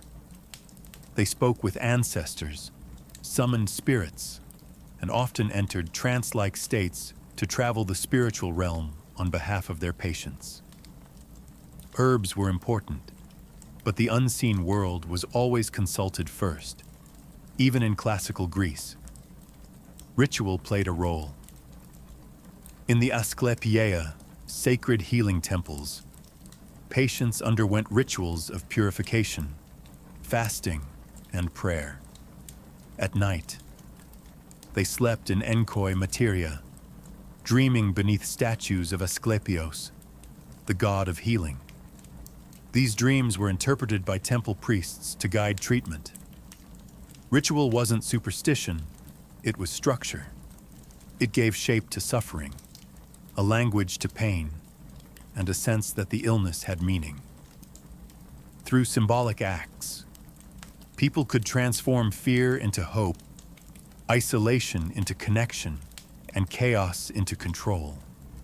And more than that, it reminded them that they were not alone, even today. Science studies the placebo effect, the power of belief, the healing impact of intention. The ancients didn't need the data. They already understood. Sometimes, a word spoken in reverence can heal deeper than any blade, because not all wounds are visible, and not all medicine is made of matter. When we think of ancient surgery, we often imagine crude tools, trembling hands, and unbearable pain. But the truth is far more impressive and more human. Across the ancient world, surgery was practiced with surprising precision. These early healers didn't have anesthesia, X-rays, or antiseptics, but they had skill, courage, and a remarkable understanding of the body, earned through generations of observation, trial, and often brutal necessity. In India, the Sushruta Samhita, written over 2,000 years ago, detailed more than 300 surgical procedures. Its author, Sushruta, is considered the father of surgery. He described techniques for removing tumors, setting bones, repairing hernias, and even reconstructing noses, a form of plastic surgery. His tools were sharp, varied, and carefully categorized. Forceps, scalpels, probes, and needles, many made of iron or stone. Sushruta emphasized hygiene, surgical preparation, and the importance of understanding anatomy through dissection. Though this was often limited to animals, his surgical wisdom spread far beyond India, influencing both Islamic and Western practices centuries later. In ancient Egypt, surgical knowledge blended with ritual. Papyrus texts reveal procedures for stitching wounds, treating dislocated limbs, and draining abscesses. Tools like bronze knives, bone saws, and cauterizing rods have been found in tombs. They even practiced trepanation, cutting a hole in the skull to relieve pressure or treat head injuries. Amazingly, many skulls show signs of healing, meaning the patient survived. Trepanation wasn't limited to Egypt. In pre-Columbian Peru, archaeologists have discovered hundreds of trepaned skulls, often from warriors wounded in battle. Some surgeries were shockingly successful. In certain regions, over 80% of patients survived based on bone regeneration. These early surgeons may have used coca leaves or fermented maize beer to dull pain, along with herbal antiseptics. In the Greco-Roman world, Galen advanced surgical techniques by studying injured gladiators and dissecting animals. His insights into the nervous system and vascular pathways laid foundations for later anatomy. Roman military surgeons treated wounds on the battlefield with efficiency, using cautery, clamps, and ligatures. While surgery was always dangerous, it was also respected. It was the domain of those brave enough to cut into life itself, hoping to draw health from pain. These weren't butchers. They were artists of the blade. And though their knowledge was incomplete, their legacy lives on every time a scalpel is raised in healing, not harm. Today, we live in a world of digital diagnostics, robotic surgeries, and genetic mapping. We can scan a body in seconds and send prescriptions across oceans with a tap. And yet, in the quiet corners of modern medicine, the whispers of the ancient world still echo. You can find Ayurveda in yoga studios, Chinese herbal formulas in pharmacy aisles, and indigenous smudging ceremonies held in hospitals to honor patients' traditions. Medical students still take a version of the Hippocratic Oath, pledging to do no harm, just as their Greco-Roman predecessors once did. In operating rooms, we use precision tools that trace their lineage back to Sushruta's iron instruments. Concepts like holistic care, preventative medicine, and mind-body connection, now cornerstones of integrative health, are rooted in the wisdom of ancient civilizations who saw healing not as a task, but as a relationship. Even modern science has come full circle. Research increasingly confirms what the ancients believed, that stress, isolation, and emotional trauma can weaken the immune system, disrupt sleep, and cause physical pain. Meditation, once a spiritual discipline, is now studied for its effects on brain health. Forest bathing, derived from Shinto and indigenous nature practices, is prescribed for anxiety, and the placebo effect, healing powered by belief, continues to puzzle researchers who once dismissed it. It's easy to see ancient medicine as outdated, superstition, folklore, primitive guesswork.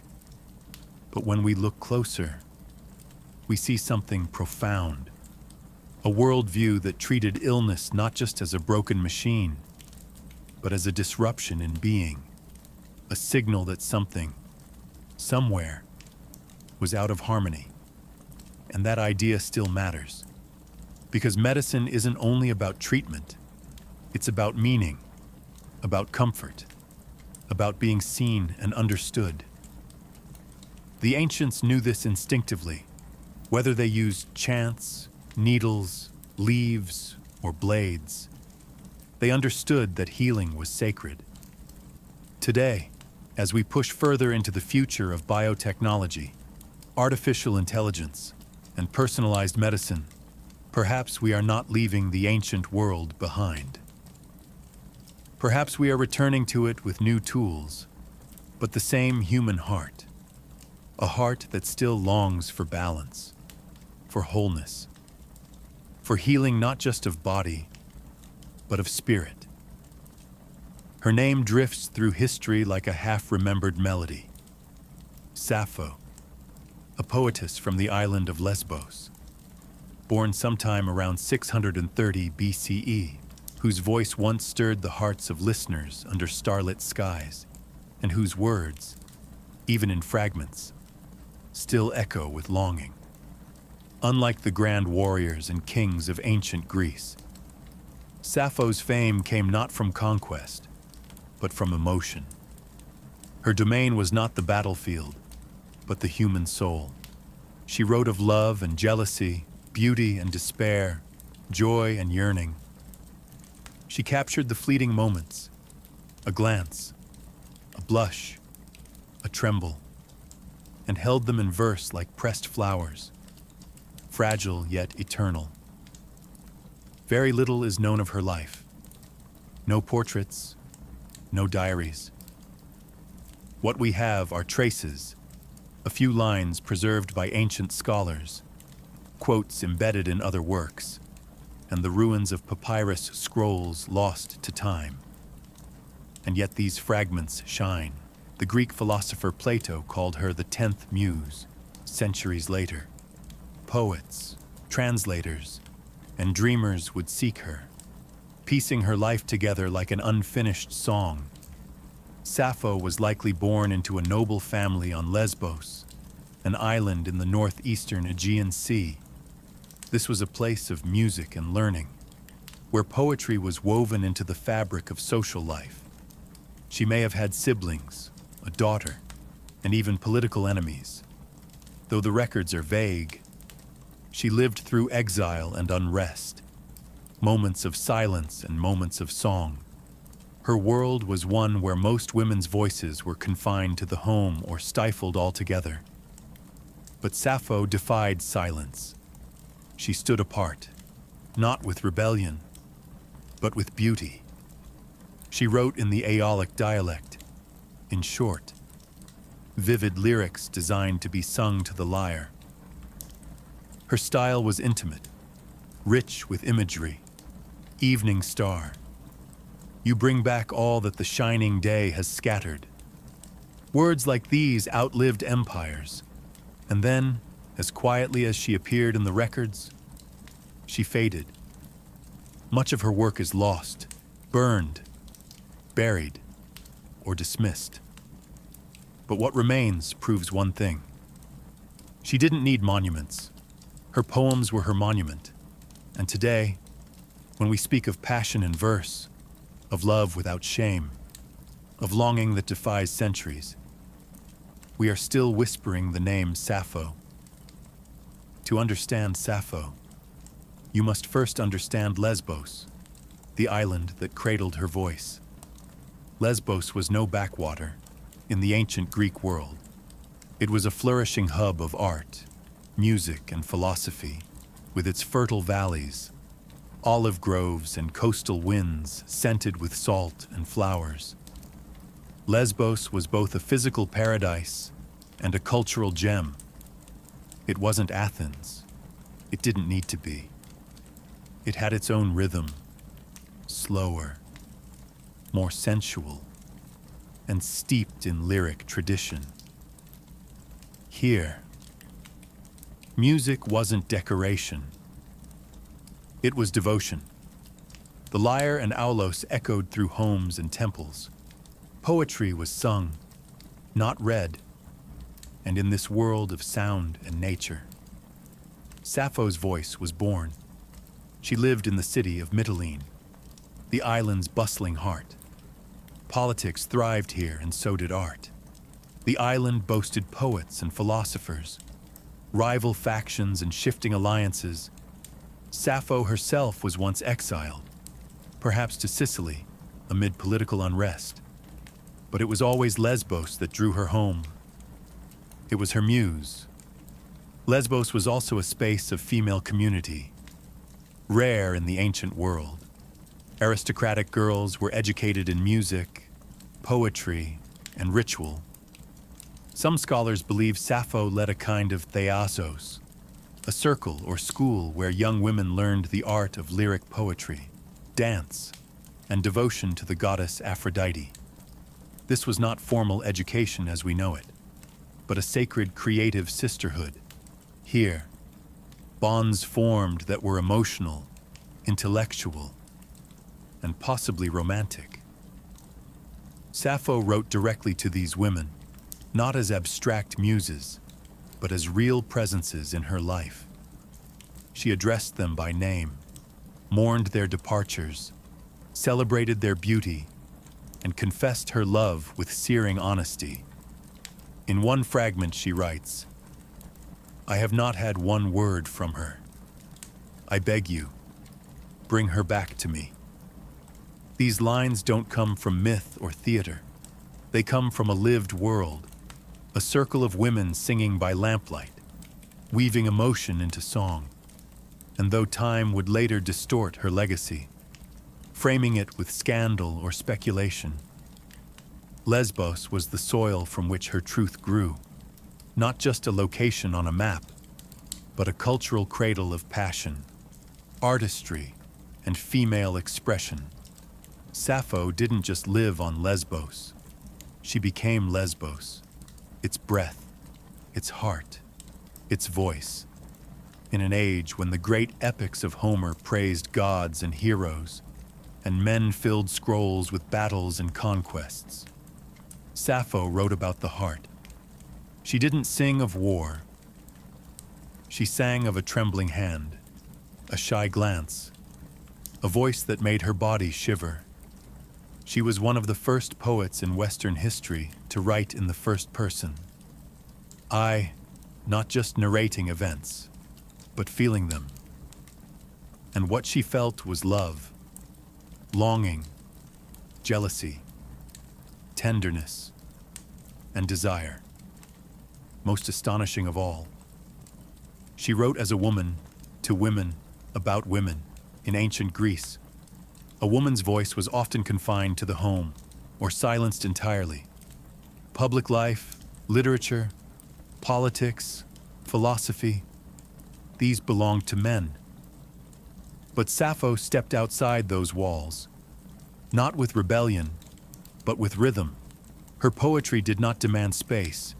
It created its own, a private universe where emotion was not weakness, but power. And within that space, she did something radical. She named the women she loved.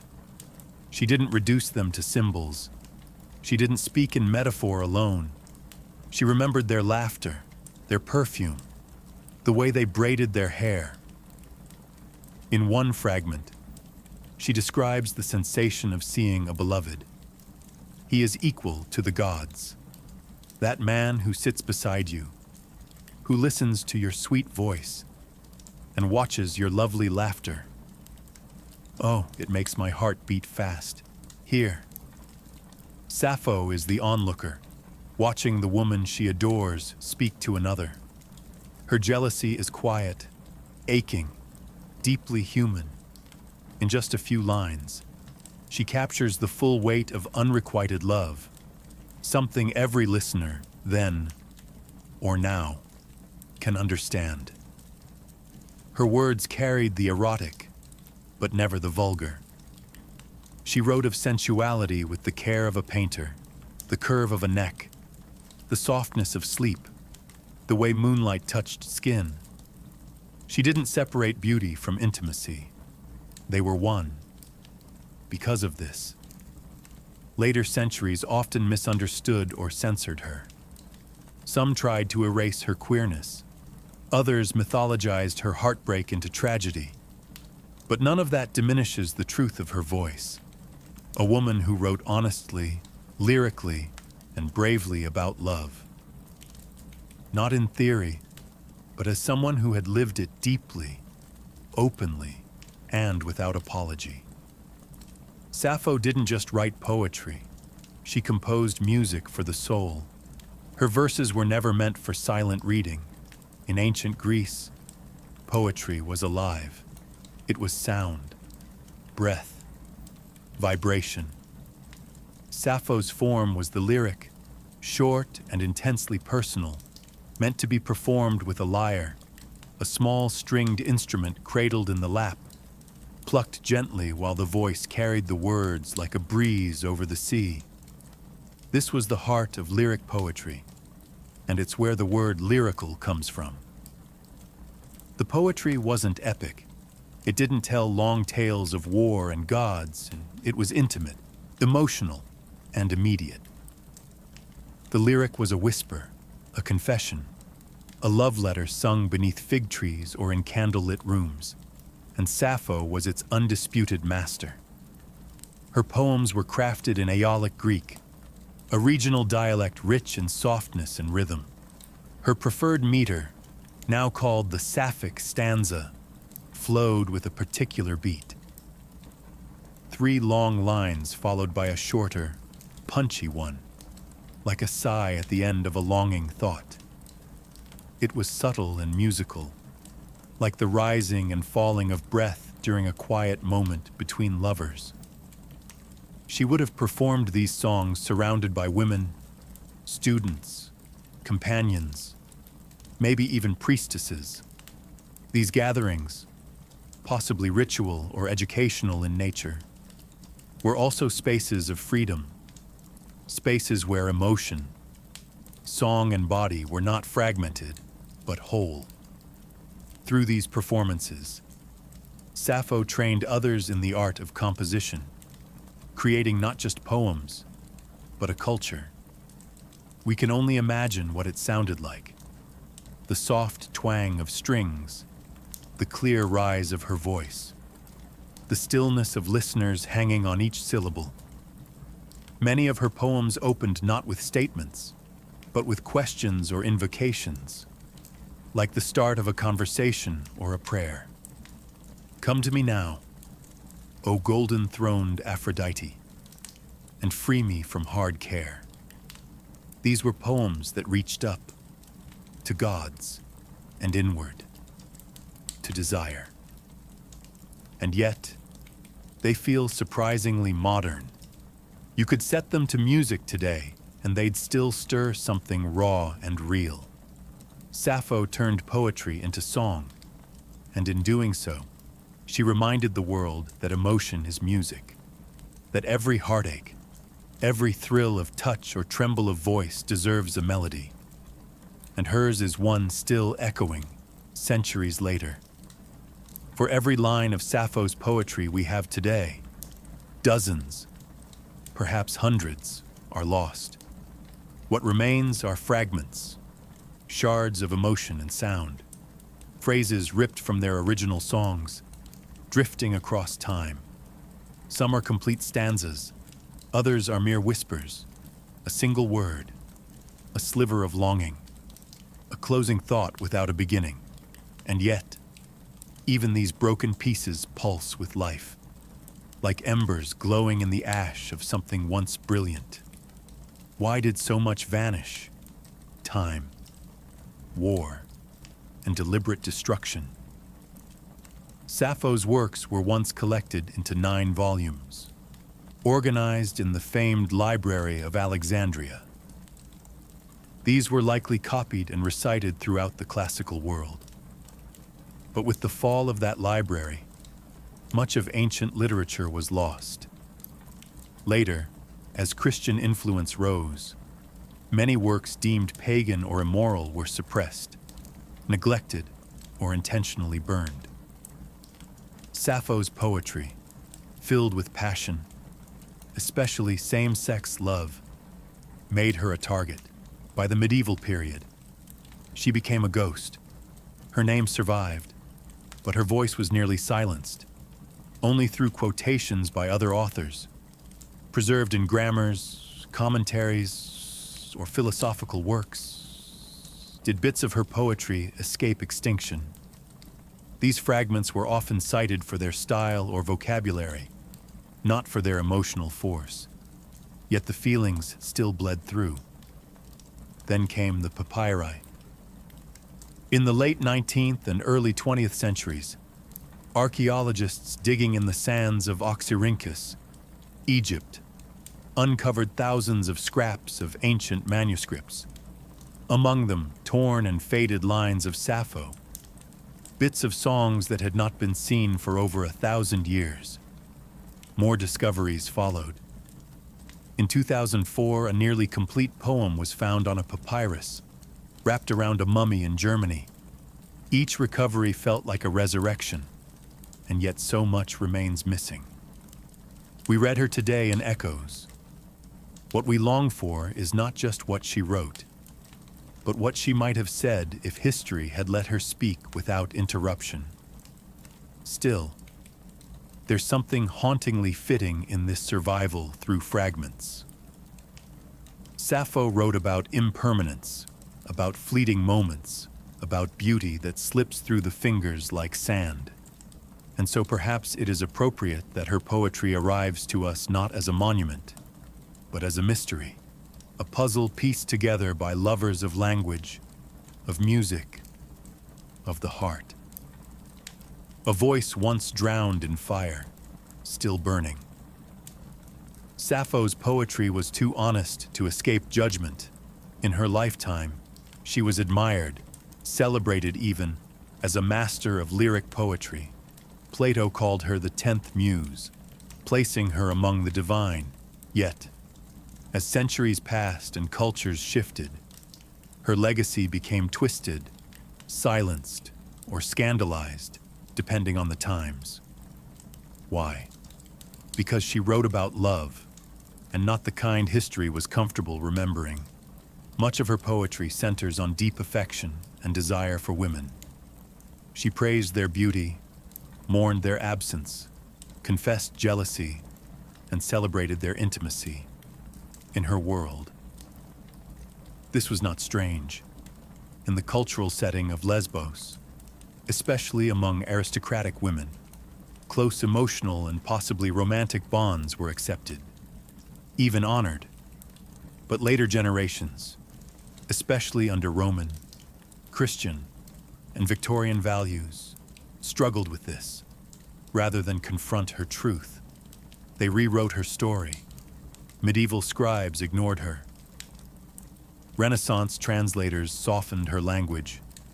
Victorians labeled her a tragic romantic, heartbroken over a man, even inventing the myth that she leapt to her death from a cliff over the love of a ferryman named Phaon, a tale that appears nowhere in her authentic work.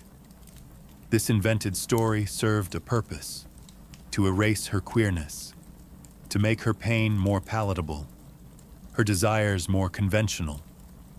Some critics reduced her poetry to merely educational or platonic. Others dismissed her altogether as indecent. And yet, she persisted, even in scandal. Sappho's name survived. In the 19th century, when open discussion of same-sex love was still taboo, her legacy quietly became a coded symbol for queer identity. The words sapphic and lesbian became terms for romantic love between women. Rooted directly in her name and her home, she became, without ever intending to, a figure of resistance, a poetic ancestor to those whose loves were silenced. And still today, debates echo. Who was she? A teacher, a lover, a myth, a threat. But maybe the better question is, why are we still afraid of her truth? Sappho didn't write to fit into categories. She wrote what she felt. She named beauty, confessed longing, and lived through verse. Her scandal wasn't in her actions. It was in her honesty. She dared to write desire.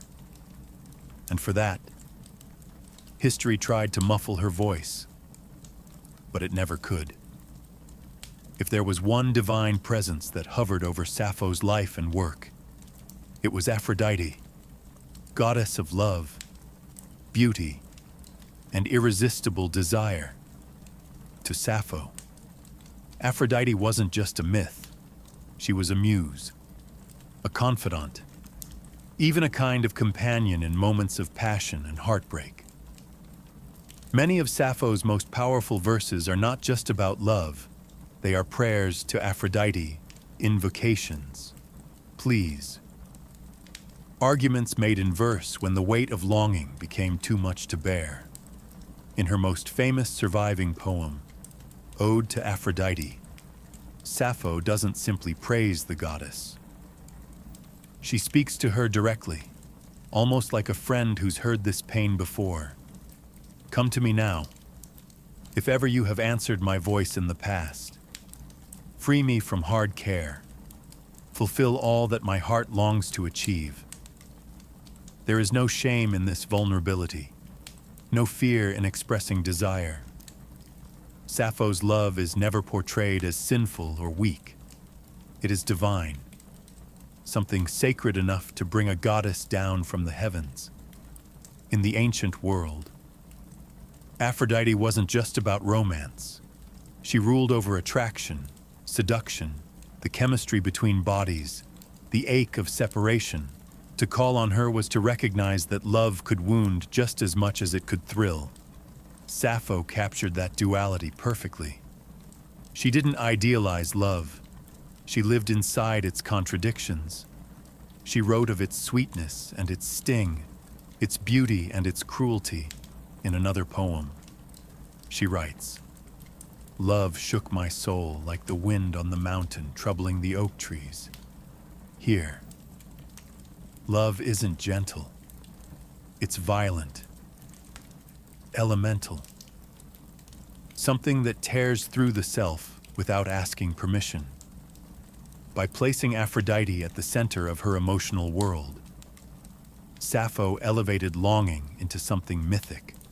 Her poems blurred the line between the personal and the divine, between everyday emotion and cosmic force.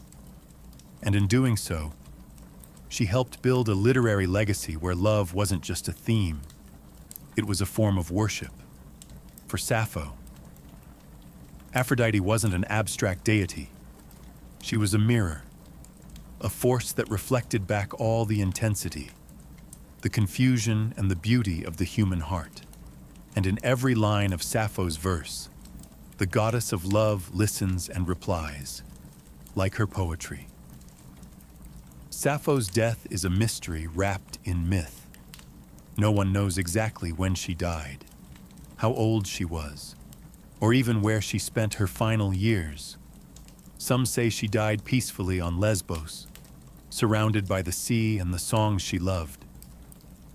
Others, especially later Roman poets, spun tragic fables that she leapt to her death from the white cliffs of Lefkada, heartbroken over an unrequited love for the handsome ferryman Phaon. But there's no historical evidence for that story. It seems more like an invention, a way for a male-dominated literary tradition to reframe her love and suffering into a heterosexual tragedy.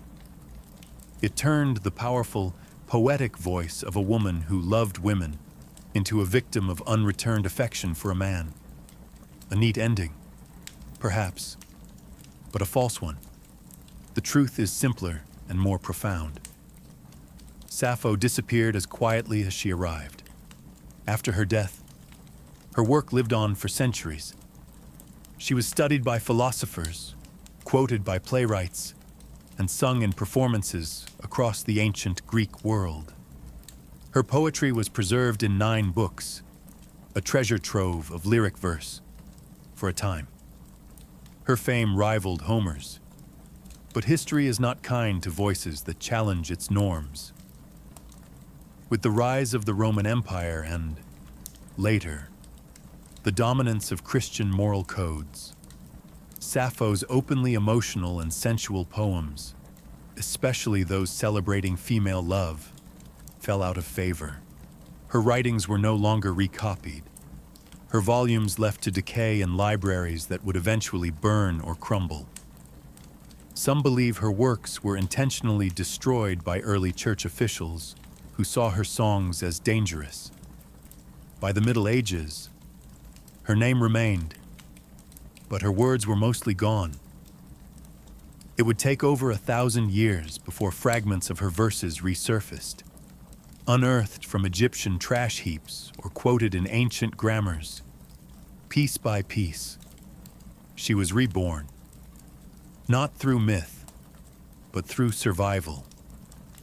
Her death may be lost to time, but her disappearance was never total.